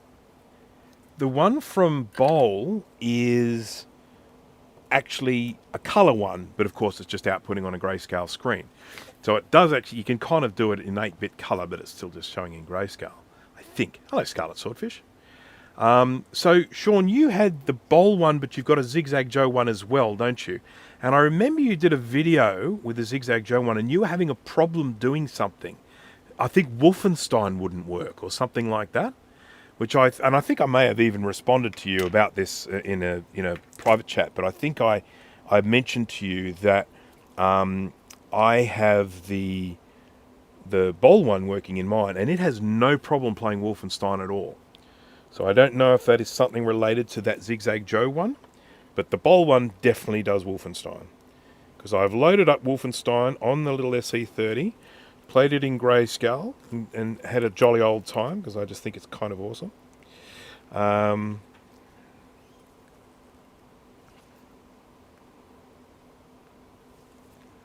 It's very novel. I mean, it's totally impractical and silly and you know, not worth the amount of money I paid for it. I paid a lot of money for that board, that grayscale board.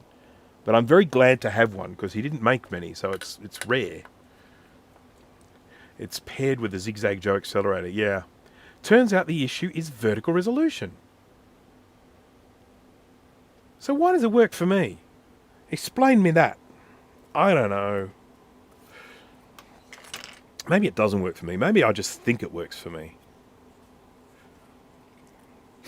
I'm going to take this other fuse now.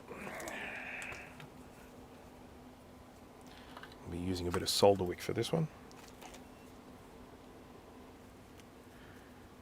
Oh, okay, Zigzag Joe has slightly increased vertical resolution. So does it do like 640 by 480 or is it still 512 by 384 or thereabouts? Be kind of cool having 640 by 480 on that little screen.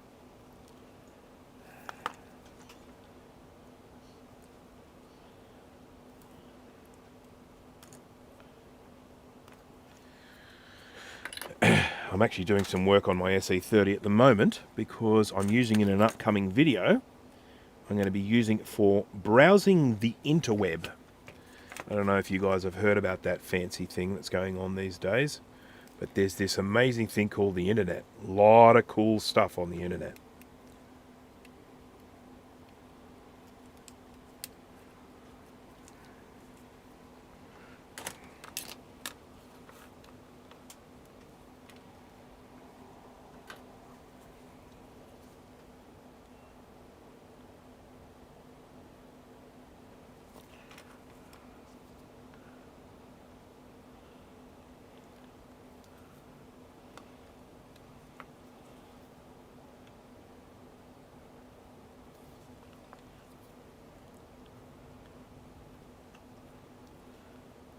It's amazing to have been living through the birth of the internet ultimately, and seeing it grow, and what it became and everything. And then, of course, now being in a situation where you have the internet in your pocket. Back in the olden days when we used to watch a movie and we're like, what's another movie that person's been in? We actually had to remember. Crazy. I was thinking that the internet was dead already. Maybe it is.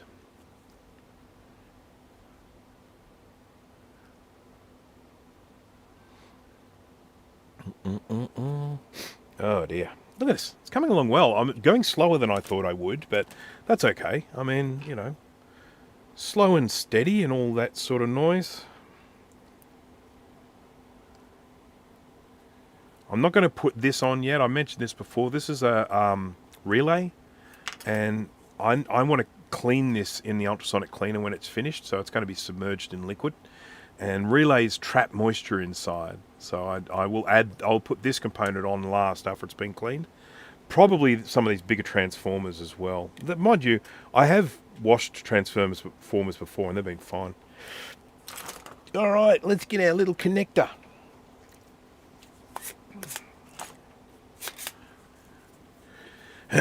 I am using a different soldering iron to what I have been using for a long time. For a long time I was using a Hako FX951. I now use a FNURSI. I can't even remember the codes on it. But anyhow, I did a review for it recently, and I have been so happy with this soldering station. And I actually saw someone using one of these Gibotronics. He had one when we were doing that Macintosh SE30 thing, the Macageddon that was on a couple of weeks ago.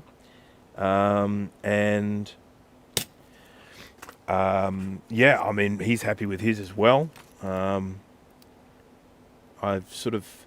I really like the fact that it uses these JBC tips because they're readily available, and they do heat up very, very quickly.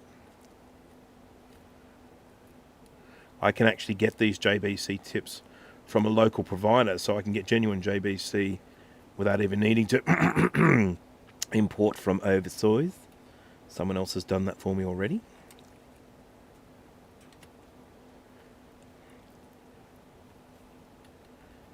I mean, I might be able to get it a bit cheaper if I just imported it directly from China, but sometimes I need things in a hurry, and so I pay a little bit more for it.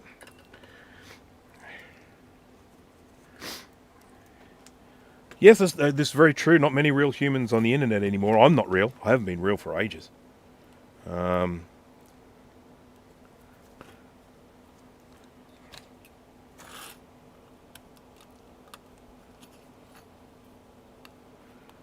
go. Look at that.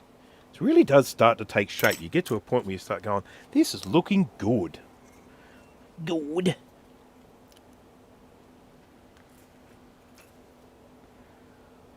I do hope the view is okay. I'm using my top-down camera at the moment. Zoomed in a fair way. It does zoom in further, but if I go in any closer, if I go in front of it, you'll be able to see the individual hairs on my head, and that might be a bit scary.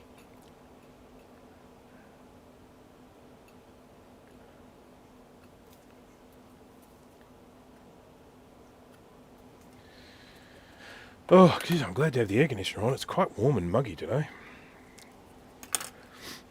Toasty, toasty day. Now, this looks like a safety capacitor to me. Oh, yep, it is. It's a Class X, X2 safety capacitor. So in the olden days, this would have been on an old. If it was an older power supply, it probably would have been a reefer. Yep, I am a computer simulation. You catch it out every now and again. I do a matrix thing and just repeat myself.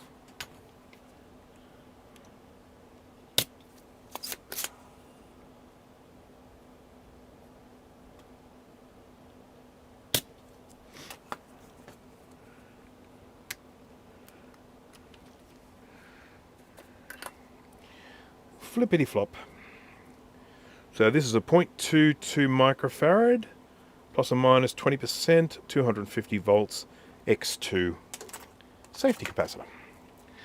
And that goes right there. Very important when you are replacing safety capacitors that you replace like for like. You can't just go in and grab any old cap and put it in place. These are designed, they're called safety caps for a reason. They are designed to provide some safety in the event of a failure. Veronica is here. Hello there. Welcome. I'm afraid that I'm being a little bit boring today, so I do apologise. I'm trying to be as interesting as possible, but I'm basically just moving components from this to this. And there's only so much I can do to make that interesting. But I just tell tales while I'm doing it. So this is the Macintosh IIsi power supply for anyone who is joining sort of just recently. These are very, very prone to leaky capacitors. In actual fact, you can see this one up here is bulging at the top. That's a 400 volt capacitor, and we're going to test that in a minute. I'm going to whip that out as soon as I get close to it. I've got a lot of caps that have leaked and leaked and leaked here, so I'm going to replace those all with new ones. And of course, this board itself has ended up getting really ugly.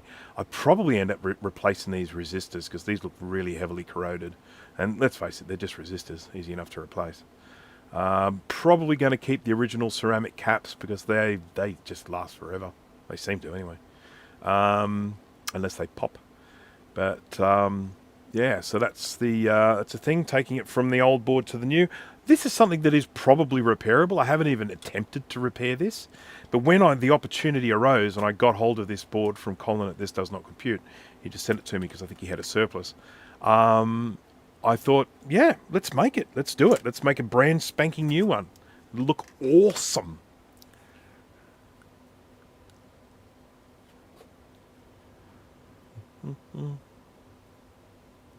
As long as we're not getting crouch cam or crotch cam.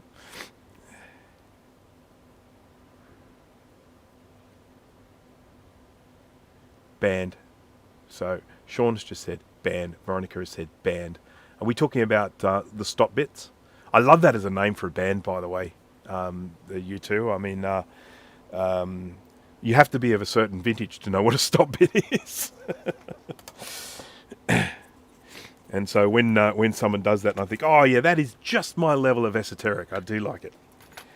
Okay, so I need the numbers to be readable around that way. Cool.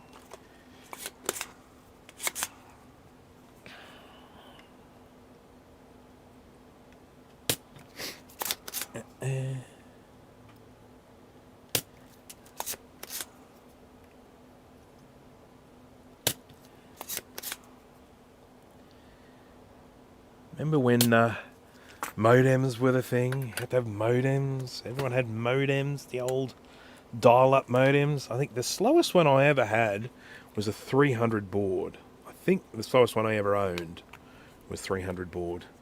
And then, of course, by the time we got to the end, we were getting 56k, and I think even more than that, before we started using different technologies. And, of course, that whole situation that while you're on the internet, no one could use the phone.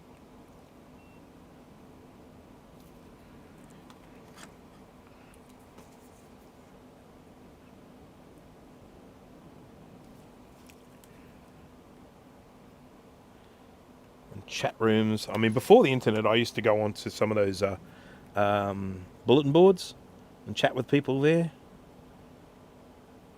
That was a fun, geeky pastime. Talk to other geeks. Stop it.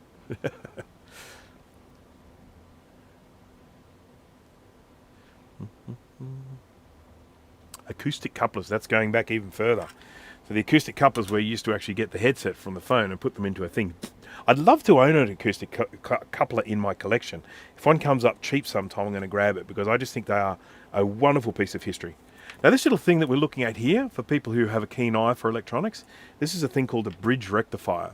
And what this does is this converts AC into DC voltage, and does it by 4 diodes being set up in a particular way. So inside this single component, it's basically just made up of 4 diodes. And what it does is it makes it so that as the AC current is moving backwards and forwards, when it moves forward, it sort of allows electricity to pass through, and then when it moves in the other direction, a different set of 2 diodes allow it to go forward while it's going backwards. I'm not explaining it very well, but I might do a video about it one day. But anyhow, that's what that is. It's converting AC current into DC, and then it needs to be smoothed out, so you then have a capacitor after it to help that flow of electricity not be all pulsy. It'll be smooth instead of pulsy. But it does mean that this needs to be put on a particular way. So that's, yeah, so the plus pin goes there.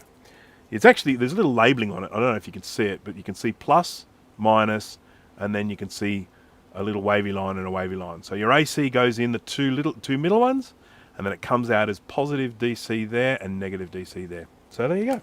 Little bridge rectifier. Some older things will actually use 4 diodes.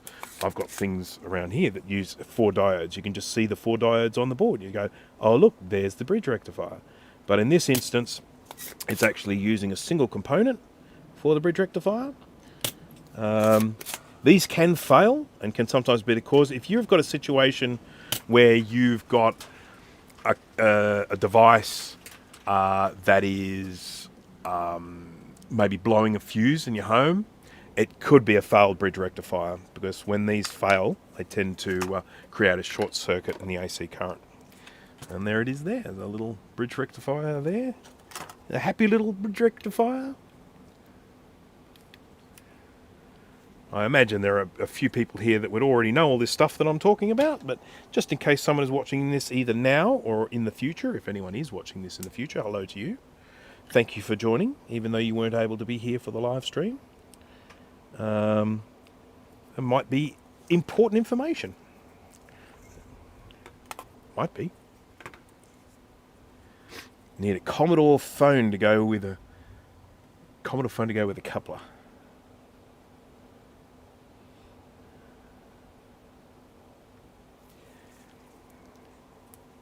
I finally watched, like, you know, for the first time, I watched, this is not in all the way, I watched, what's it called, War Games? One with Matthew Broderick. A fair few acoustic couplers in that. I love how in the 1980s, when people are actually, you know, hacking, and you watch a movie, how they all say, I'm in. When they finally get through, I'm in.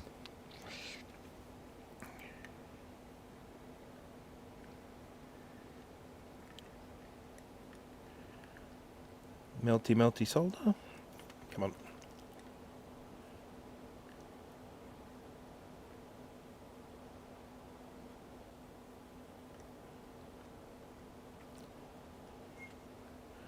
Okay, we've now got a bridge rectifier. We're getting close to filling all the the or the primary side. That's the primary. There's a little line here. There's your primary there, and there's your secondary there. So this is the stuff that's in the lower voltage, and this is in the ouch, I don't want to touch it voltage. A short-lived 90s TV series called VR5, where the main character used an acoustic coupler to zap her mind into hyperreal cyberspace. That sounds like bad, like really bad. Hello, the morning I woke up dead. I learned to solder also with some Euro rack modules. Awesome. Components are still coils and inductors are still magic after 60 years. I think it's meant to come. Components are simple coils and inductors are still magic. Yes, I mean, it is quite amazing when you consider that all this electricity travels from one side to the other on a transformer without the wires actually touching. That's kind of magic, isn't it? So we've got that in there. This is this big fella here. I think I can whip out this 400 volt one now and we'll test it and see what it's doing, because he's unhappy. I mean, you know, I'd make him blow up, but I suspect he's probably already blown up.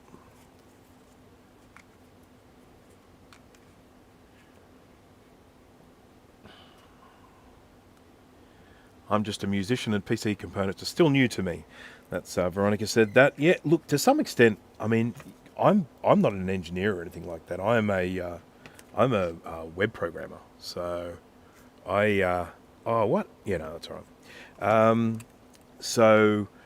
This is stuff that I've just learned as I've been doing it, and I am no expert on it, and I let people know that all the time because I don't want people to think that I'm sort of spouting out information that I don't know about. I only talk about stuff that I do know about, and I'm quite happy to refer to the experts.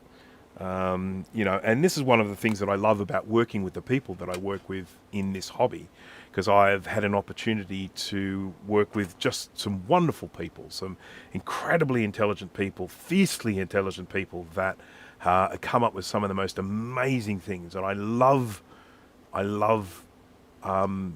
sort of being exposed to those sorts of people and seeing the incredibly clever stuff they come up with. You know, I like to think that I'm pretty clever sometimes, but, you know, when you sort of start hanging around some of these other people in this hobby, you're kind of like, yeah, okay, I'll just stick to what I'm doing. Oh, I haven't done one of these smash the like buttons, so I'm going to do that now. You ready? You might need to just have your hand on the volume, or if you've got headphones, because I think it's louder than me. So ready? Smash that like button. David R, hello there.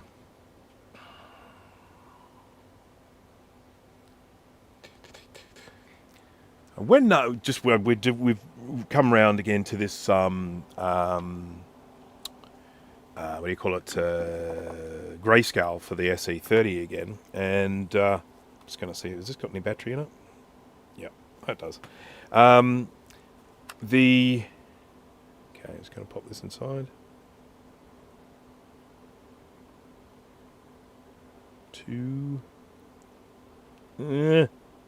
Fit in there. Sorry, I'll get to the point in a minute. Just give me a sec. Okay. All right. So I've got my little capacitor with the bulge in here now, and we'll just see what it says. It's saying 1006 picofarads. What is that? What's that in microfarads? Is that like?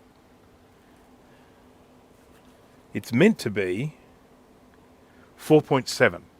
Well, I don't see a 4 or a 7 in that number, so I think we can fairly safely say this one is done.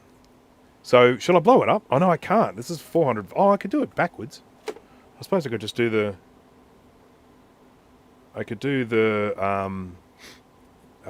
just to reverse the polarity, and then that'll probably make it blow up. I don't think we'll get much from it, because it's already in pretty poor condition, but I still think we might be able to blow it up. I better just check and see if I've got a replacement, because if I don't, I'm going to feel a fool. I'm going to tune about 250 volts.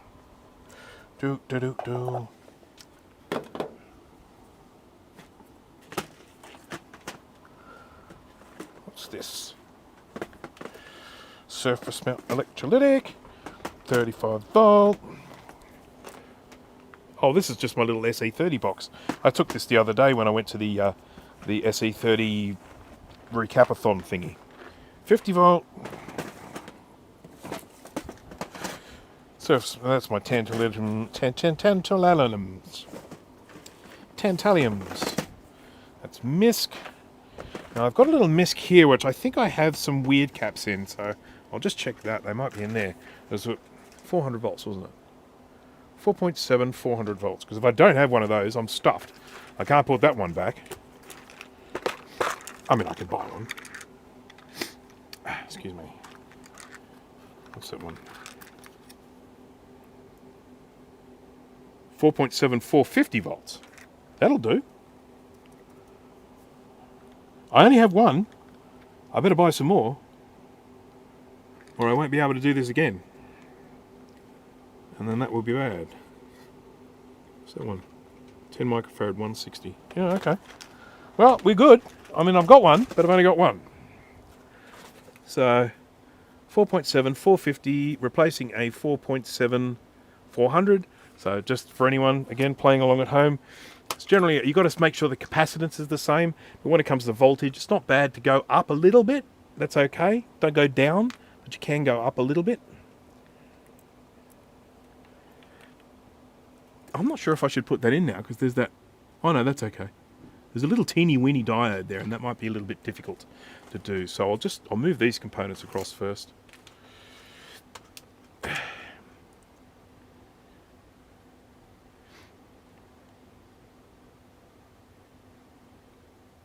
Still waiting on the stickers. Oh my goodness. Sean, who do you think you are?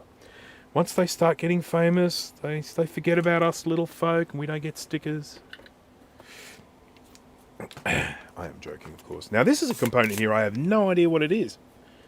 It's a weird one.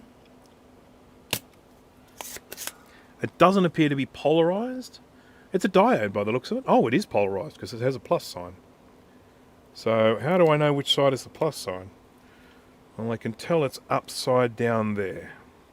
So I just have to make sure when I put it on, it's upside down as well.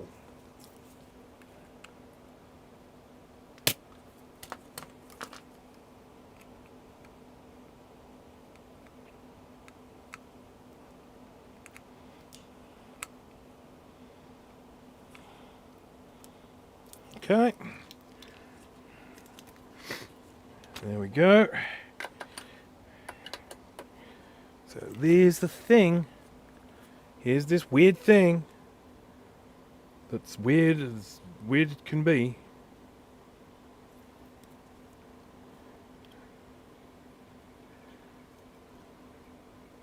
God, these holes are tight. There we go. Got it in. Nothing like a little bit of brute force to sort things out.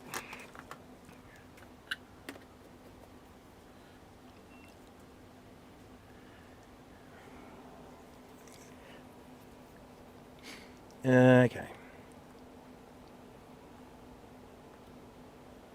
Alright, I know, just to make sure I'm keeping everyone's interest, I'm going to blow up this capacitor now, so let me just get some leads.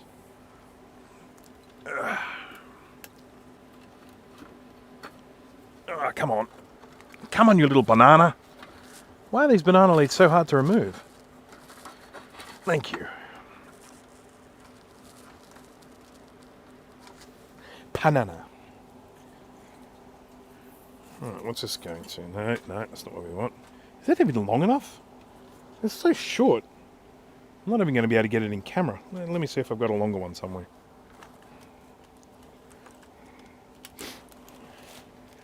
I did make some leads. I did it on a live stream once. It's just a question of where they have ended up. Oh wow. There's my knees. They like to remind me they're there.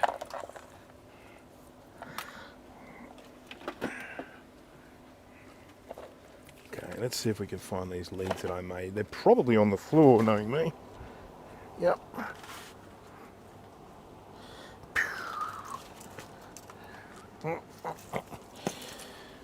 There's one. There's two. Yep, they're on the floor. That's where you store stuff in this place. But these are nice long ones, so we should be able to get this Now, what sort of voltage do you reckon I should use? I'm just going to reverse the polarity. Hopefully that'll make it pop.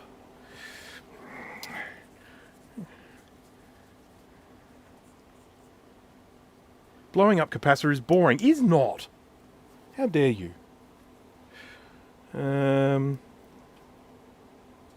Okay, there we go. Let's put the positive on the negative, and the negative on the positive.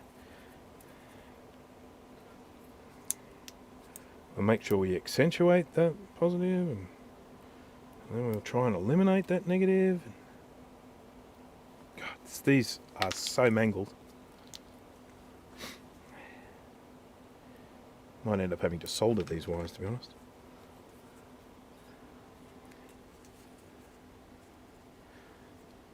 $30 volts about as much as I can issue with this one, so that'll have to do.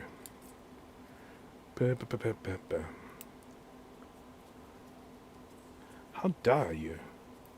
How dare you? Alright. Well, I think we're good. I've got the positive, the negative, and the negative, the positive. Okay, let's... let me just see what I've got the current... Okay, the current's maxed out.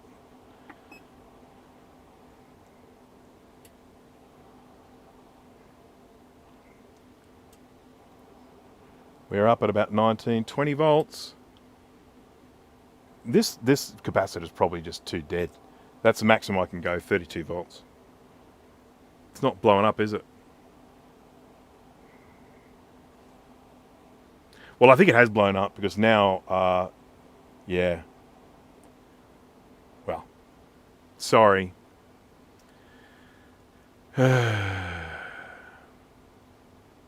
It's not open. I am actually getting, what do you call it? You know, I'm getting a short, but it's, you know, it's nothing spectacular. I don't think it's even getting warm. Let me just check. It's barely warm. So, yep, he's way too dead. So, he's already blown up. Sorry, everyone. I feel like I've led you down the garden path. So disappointment. Well, I got a couple of little diodes to get here. I might take this big heat sinky thing off now. Your hopes and dreams. Look, what do you want me to find another one to blow up? I will blow up another one if people want to see a blowing up capacitor. If people are like, yes, I'm sold on the idea of blowing up a capacitor, I want to see that, I'll grab one of the other ones from this one, I'll blow it up.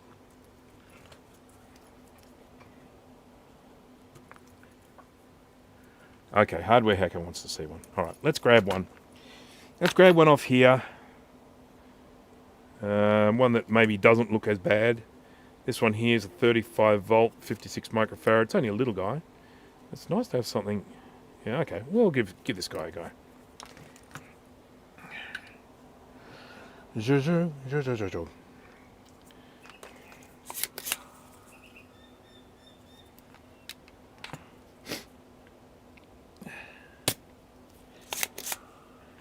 By the way, when things blow up on my workbench, I do sometimes make funny little noises, like involuntary squeals. So just be prepared for that.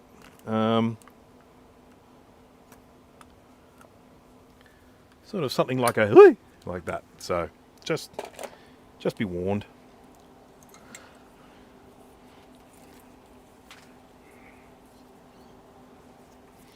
All right, so this one here. Gonna get the old positive. Whoop! Oh, I just dropped the freaking thing. Chaos ensues. These alligator clips, I stepped on them, so they don't really meet very well in the middle anymore.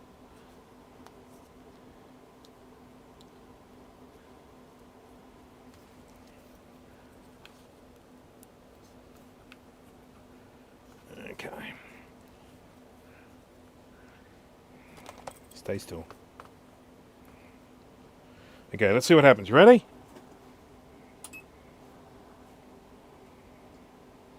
Maybe this one's too dead as well. He's not blowing up, is he? Oh, someone's cooking something. It smells beautiful. Yum.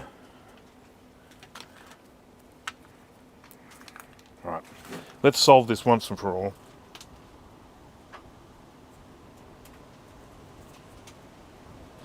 Let's grab ourselves a 16 volt cap. There we go, they're down here. Going to get ourselves a brand new one so that we will avoid disappointment.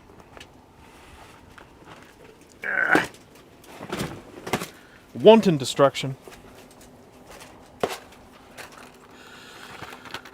Actually, I've got a whole stack of caps up here that I don't use because they're only 80, rated to 80 Celsius. But anyhow, I've got a few of these ones. Oh, actually, I know what, I'll grab one of these ones. These are crap. Okay, 16 volt, 100 microfarad. This one doesn't have any little lines in the top, so it might just blow up. So, you know.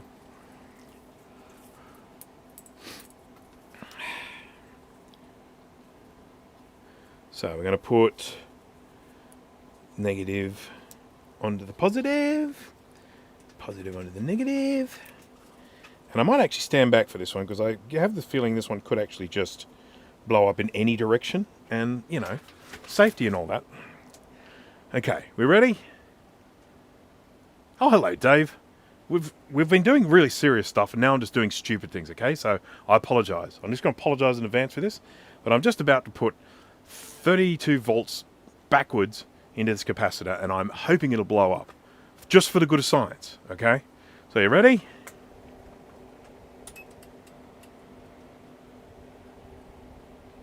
Whoa!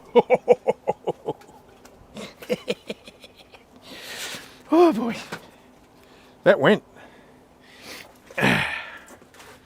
Did everyone see that? All right, now back into the serious stuff, okay? That was loud. I mean, loud to the point that I suspect my wife's probably going to come out soon. You okay?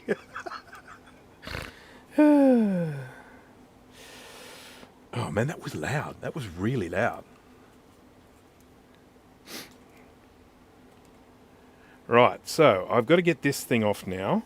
And this has got a great big heatsink on it, so it's probably going to be fun getting... Oh, it's all one piece too.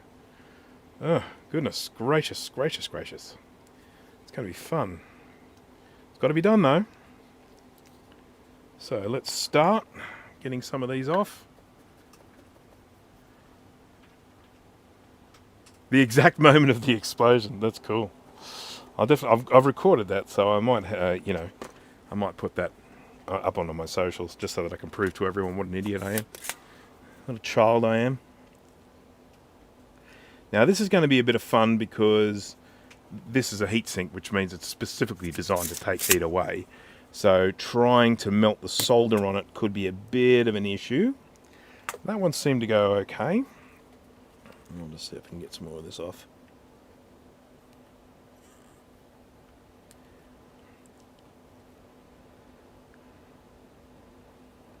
There we go. And then what else needs to come out? So that can stay.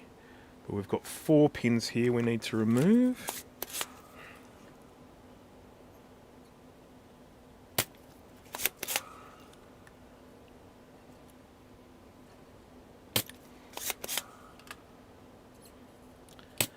Now, I should just mention, because a lot of people are probably like, why are you using this mechanical solder sucker instead of a motorized one? And there is a very good answer for that. First of all, I don't particularly like my motorized one. It gets clogged too easily. The vacuum isn't strong enough. It's kind of a sucky one. So that's one very good reason why I don't use it. The other is that it's a bit of a pain to get all set up. You know, you sort of got to wait for it to heat up and all this. And whereas this thing's just here, ready to go any time. And when it gets filled up with solder, and it takes a long time to fill this up with solder, it's really, really quick and easy to clean. Whereas the motorized one is a bit of a pain to open up. When I very first got my motorized one, I got it home. I took it out of the box. I set it up here on the cabinet. And it has like a little glass tube that it holds the stuff in, like a little glass cartridge type thing. That's where it holds all of the solder that sucks out. So anyhow, I've got it, I literally got it for the first time. I just set it up here at the table. I pressed the button to open up the cartridge, and I went to grab the glass thing, and it slipped out of my hands, hit the ground, and smashed into a million pieces. So that was the day I got it. was not a good day.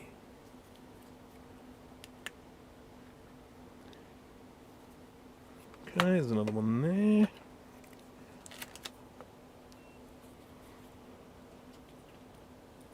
Oh, it's not primed. Now it's primed.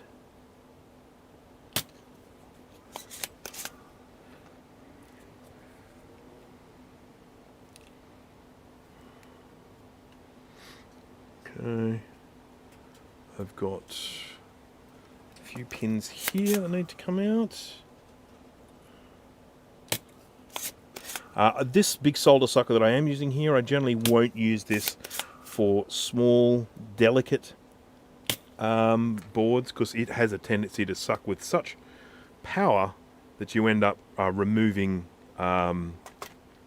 traces.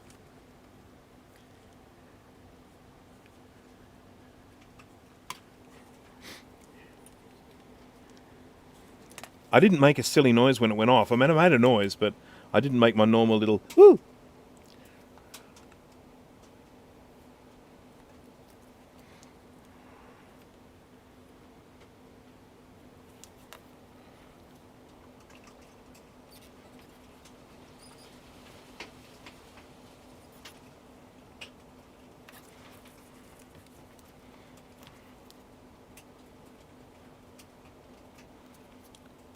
Come on. Something else is holding this in. I don't know what.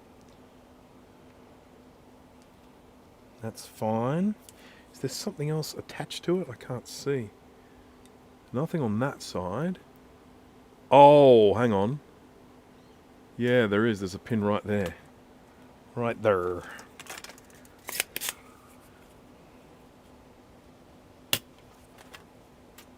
Okay.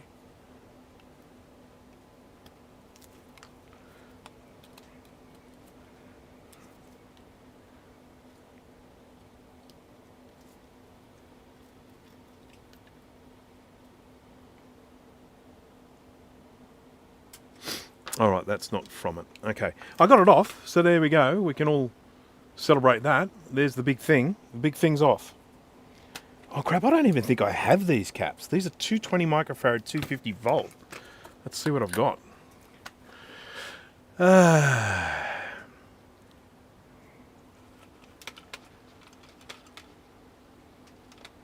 Whoa. How's everyone's... Oh, what this would be Saturday night for a lot of you guys, I imagine. This is my Sunday. 2 o'clock. It feels like it's way later. Clouds just come over big time. 250 volts. 250 volts. These sorts of big caps, these ones are like, you know, this 220, 250. They are usually really expensive. Well, more expensive than the little ones. So I don't have any of these, so I'm going to have to order some of those. Let's see if my friends at Jayco have them. We've established that they've got a lot of flat disc ceramic caps there. We know that. But do we have a 250 volt electrolytic? Save me having to order from China.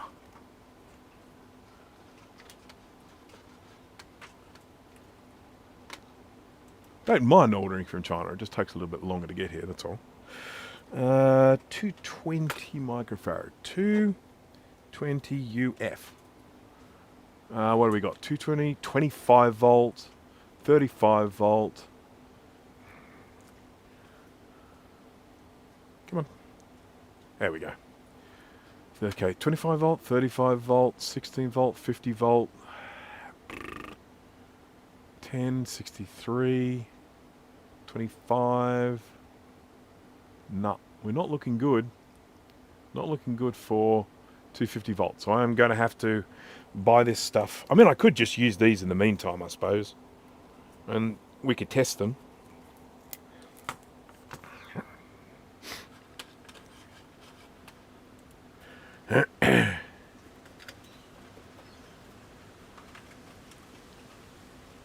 Yeah, no, we don't have any tariffs from China, so no issues there.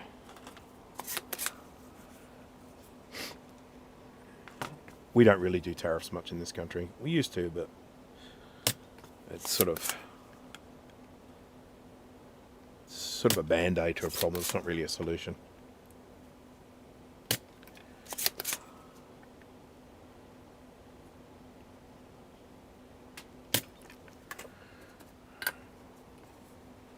Right. So I'm going to test these because why not? Because I might end up actually using them. I'm going to put my thing. Anyone see my thing? You've all saw my thing.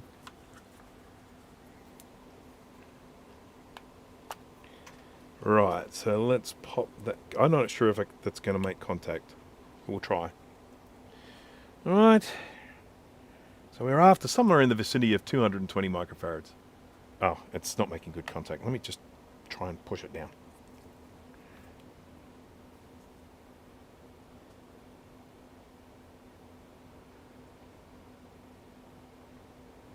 $197 microfarad, that sounds pretty good. 198, it's well within spec of 2. Oh, it's not really well within spec of 220. What's a 10% out would be taking 22 off it, so it's just a little bit more than 10% off. So that's okay. The ESR, yeah, I mean, I've got an ESR meter here. I could use that. I'm not sure if it's charged up though. I think its battery might be flat from memory. This thing's, oh man, this poor thing's copped a beating. Yep, flat as a pancake. Sorry, we will not be using the ESR meter. I do actually have this. You want to see a fancy thing? This is one of the fanciest things I own. I don't really know how to use it, but it's very fancy.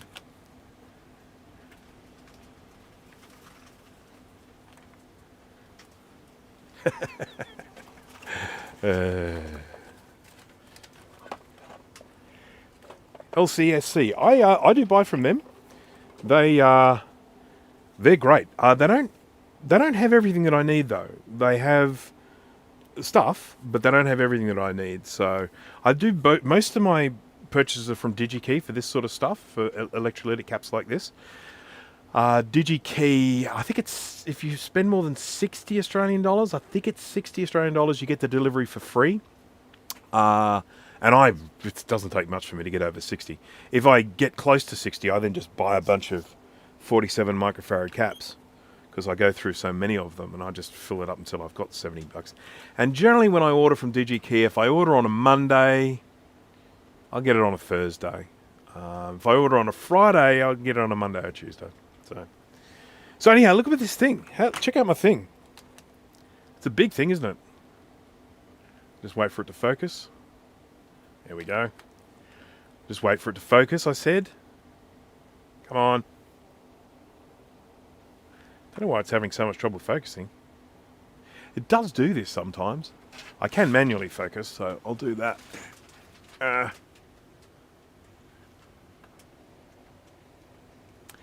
Oh God, I got the wrong glasses on.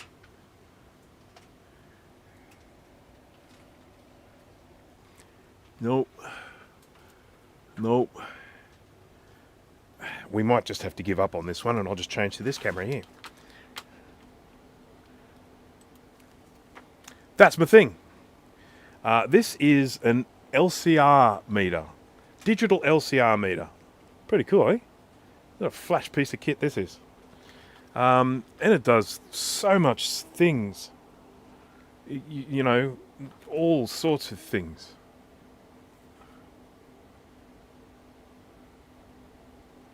Oop. All the things that it does. It does frequency something. So you put frequency through things, and then it tells you stuff with frequency. This is telling me, I've got it on auto mode at the moment, and I'm just measuring this, and it's telling me that it's 4.9 picofarad, which is of course completely wrong, which means that I'm not using it right. But isn't it a cool thing? I don't even use it much, but I like having it. It's just like a multimeter on steroids.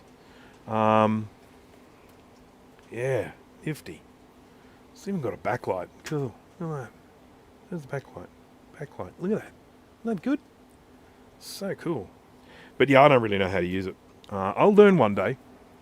But it is not this day.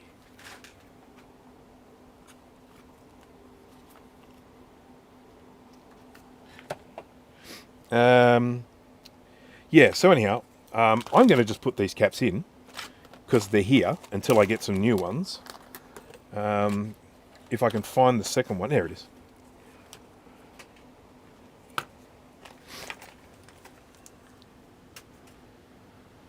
No, the camera doesn't like it. So this camera does this weird thing every now and again where it refuses to focus. And I can twiddle a few buttons on it and it'll come good. But right at this particular moment, I can't remember which buttons I twiddle. And so I'm not going to do it now. But what I am going to do is probably grab these two little diodes here. So I've got two little tiny diodes. The camera's moving at the moment because it's really windy, which blows the shed. And of course this camera is mounted to the roof of the shed. So when the shed wobbles a little bit, so does the camera. So sorry about that. And my white balance is completely out too. I must have pressed the white balance button.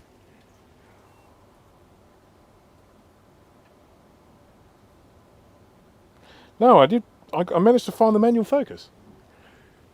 But I do think I pressed the white balance button. Just let me just stop it. No card. Yes, I realise there's no card in there. You can take that away now and let me... Here we go. So, manual focus, auto white balance. There we go. Auto white balance. Auto white balance. That's all right. That looks okay. And then we're going to go back to automatic focus, which is this button here. That's manual focus. That's autofocus. Okay. So it probably will work now because I just generally twiddle those buttons and it's all good. But we'll just see. No, still not doing it. But it can. It can. I know it can. I'll do that another time and then it'll be ready for next time I live stream.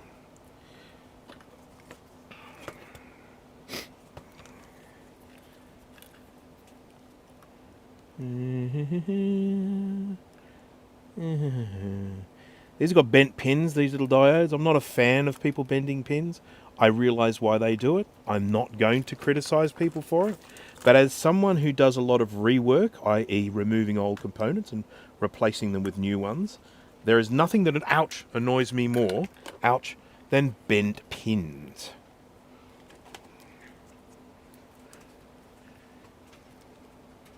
So that there. It's a D105.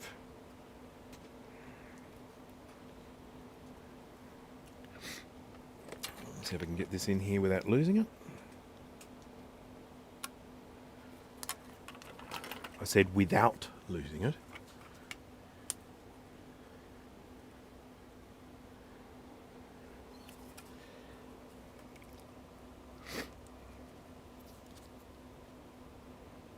Yes, there's actually tariffs on Australia as well, believe it or not, which is kind of weird seeing as we actually buy more from the US than we sell to it. But yeah, stuff that's going out to the US now, there's a tariff on it. Oh, I ended up getting a little bit of solder onto this one. Let me fix that up.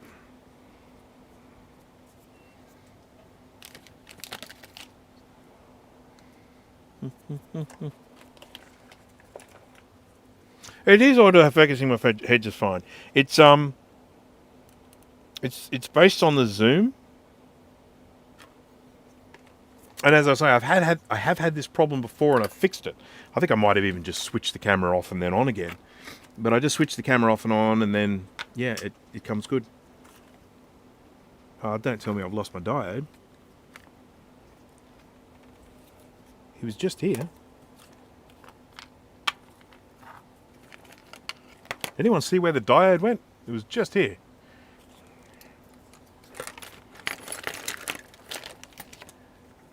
Sometimes I get them stuck to my hands, and then I move my hand over here, and then they fall off. And that's probably what's happened. I mean, it was right there. I thought, yeah, that's not going anywhere.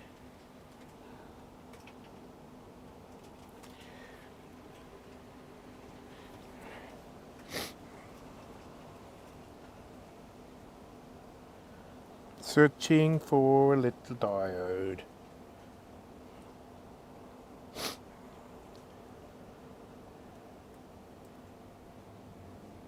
Very messy floor.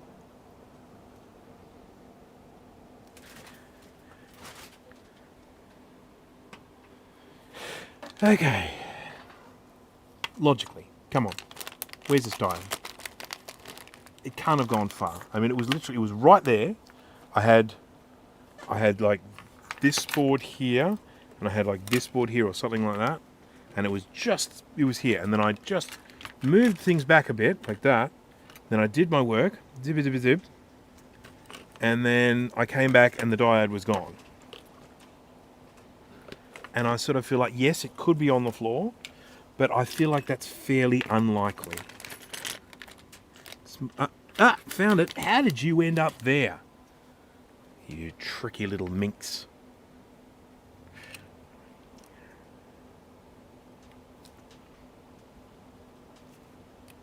Okay.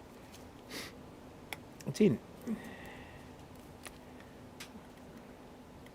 Like from a 1980s hacking computer movie. I'm in.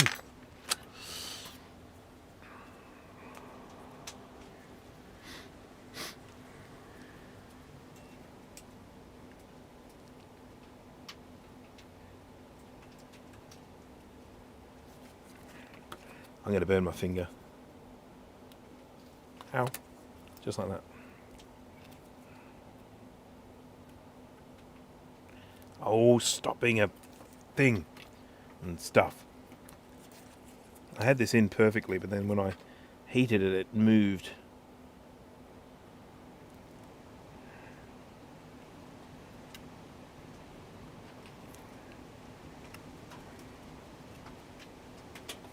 I want you to be flat. That is all I want from you. There we go. He's flat now.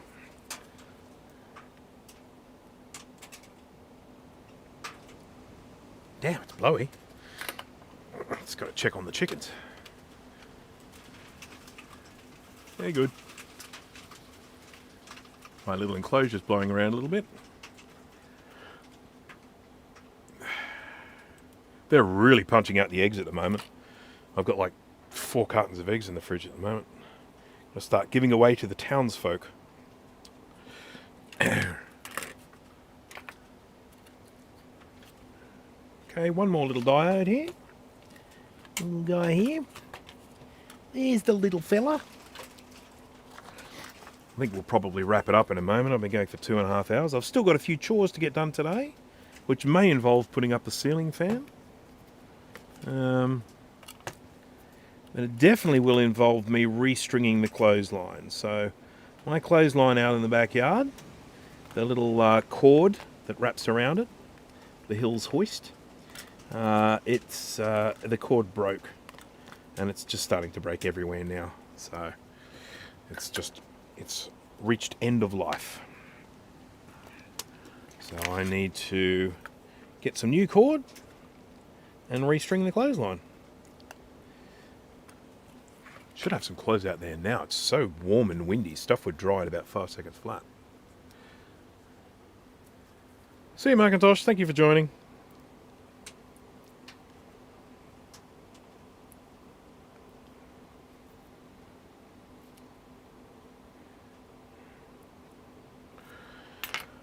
Okie dokie.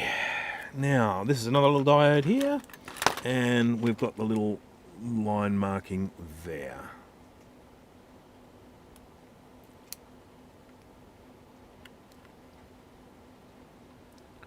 Just like that. So good. So good. I'm going to burn my finger again.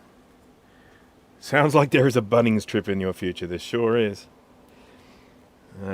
Thankfully, I've got 2 Bunnings not too far away. There's one closer than the other, but they're both a reasonable distance. And one of the Bunnings is actually located, well, one of them's located often where I get off the motorway. So if I'm going somewhere and I'm getting off the motorway, I'll stop in at Bunnings on the way home. And the other one's sort of at the end of another motorway. So if I'm coming home from another place, I'll stop in there. So it's very convenient. I will say that.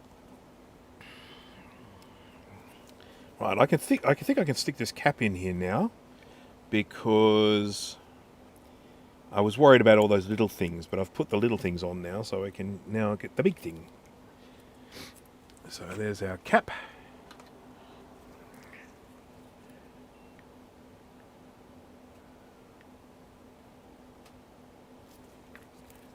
Excuse me.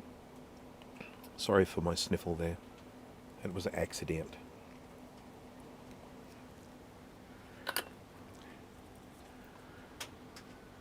Power supply is, well, it's not quite half. It's we've still got a bit of a way to go. I'm about halfway down the primary side. It's taken me longer than I thought it would, and I did this thing as well. It's a little daughter card, so that's all squeaky clean as well. Yeah, it's coming along.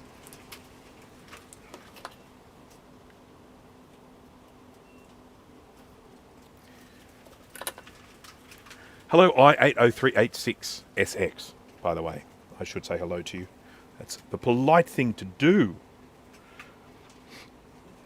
I've got all these little pissy little components here to do. What a pain in the bum. These big ones are great. You just plonk them on and you're populating the board and you feel like you're making super progress, and then you hit these little tiny ones like, ugh. I don't even know what that thing is, but it obviously vibrates because they've got it wrapped in snot. So there you go, it's wrapped in snot there. So that's something that must vibrate when it's in use. But I'm going to have to unsnot it, because I have to get this off. There we go, that's coming off pretty easily actually.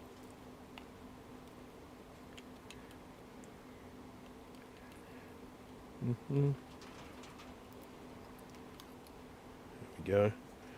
It's labelled as T104.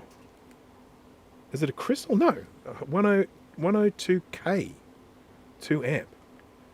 Which is sort of like... Is it a capacitor then?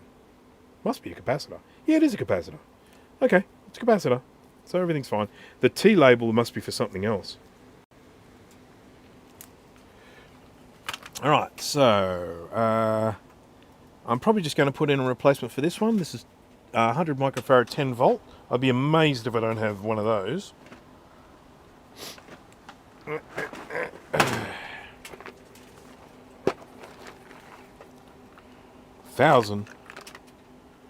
$270.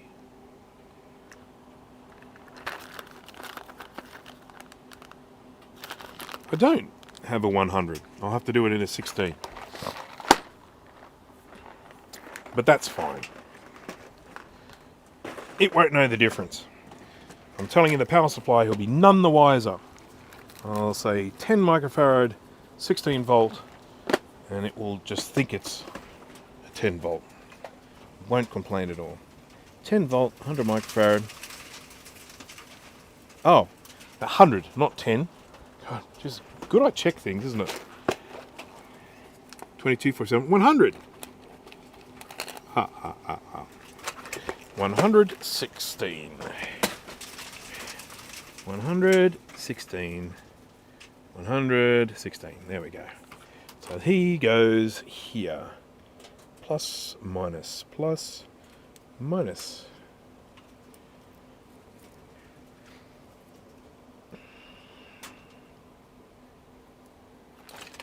I'm going to have the prettiest power supply ever.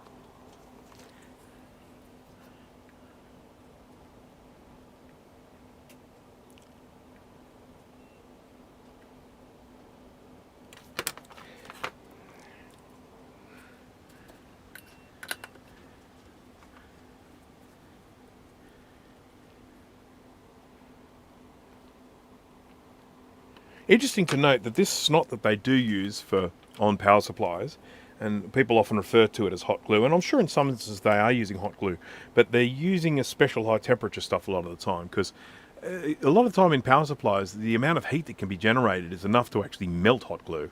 So you need something that's got a higher melting point. So it might be still a hot glue, just with a higher melting point, something like that. But yeah, you wouldn't want to use normal hot glue for a power supply. You might use it for other parts of a computer, but with a power supply, they can get hotter than will, you know, hot enough to melt the hot glue. Okay, I'm going to move this. This is going to be my last component, and then I'm going to start wrapping things up. I wasn't sure if I would get this finished today. I thought, yeah, there's a chance I might get it finished today. But yeah, no. This is a much bigger job than I originally estimated. It hasn't been a difficult job. It hasn't been something which has given me a huge amount of grief or anything like that, where with unpredictable things going on and that sort of stuff. It's just time consuming, just taking me a bit of time.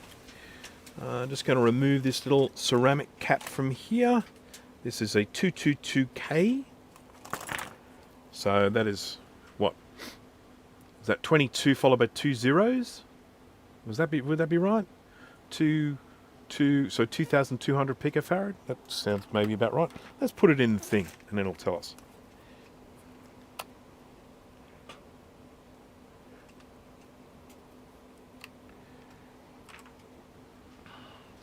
Thank you, thing.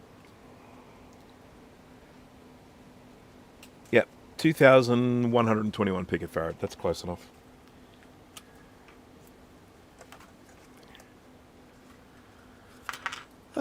Right. Where did it come from? There. Right there.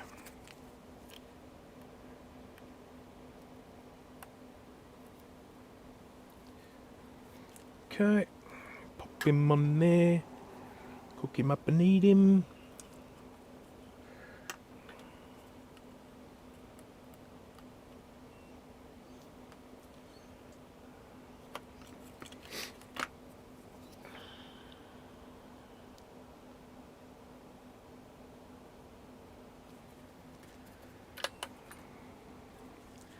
Okay.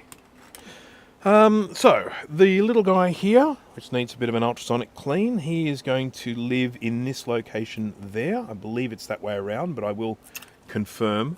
Actually, I've probably got a picture of it on my Recap-A-Mac website. Isn't it lucky that there's someone has a website with guides on how to recap Macs? Isn't that a good thing? So, I took it out in the photo. What an idiot. But anyhow, I'm pretty sure it goes this way in. There, like that. So that'll live in there, and that'll get soldered on.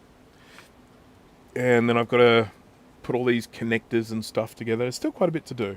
Definitely still quite a bit to do. All these components. Scissors. Transformer up there. Got a relay there. So, yeah, it's all up. Oh, look, there's a couple of little resistors sitting underneath that transformer there. Cool. And I'll probably look at replacing some of these resistors here, because these ones there, if we have a look at these, I'll just do a little bit of a zoom.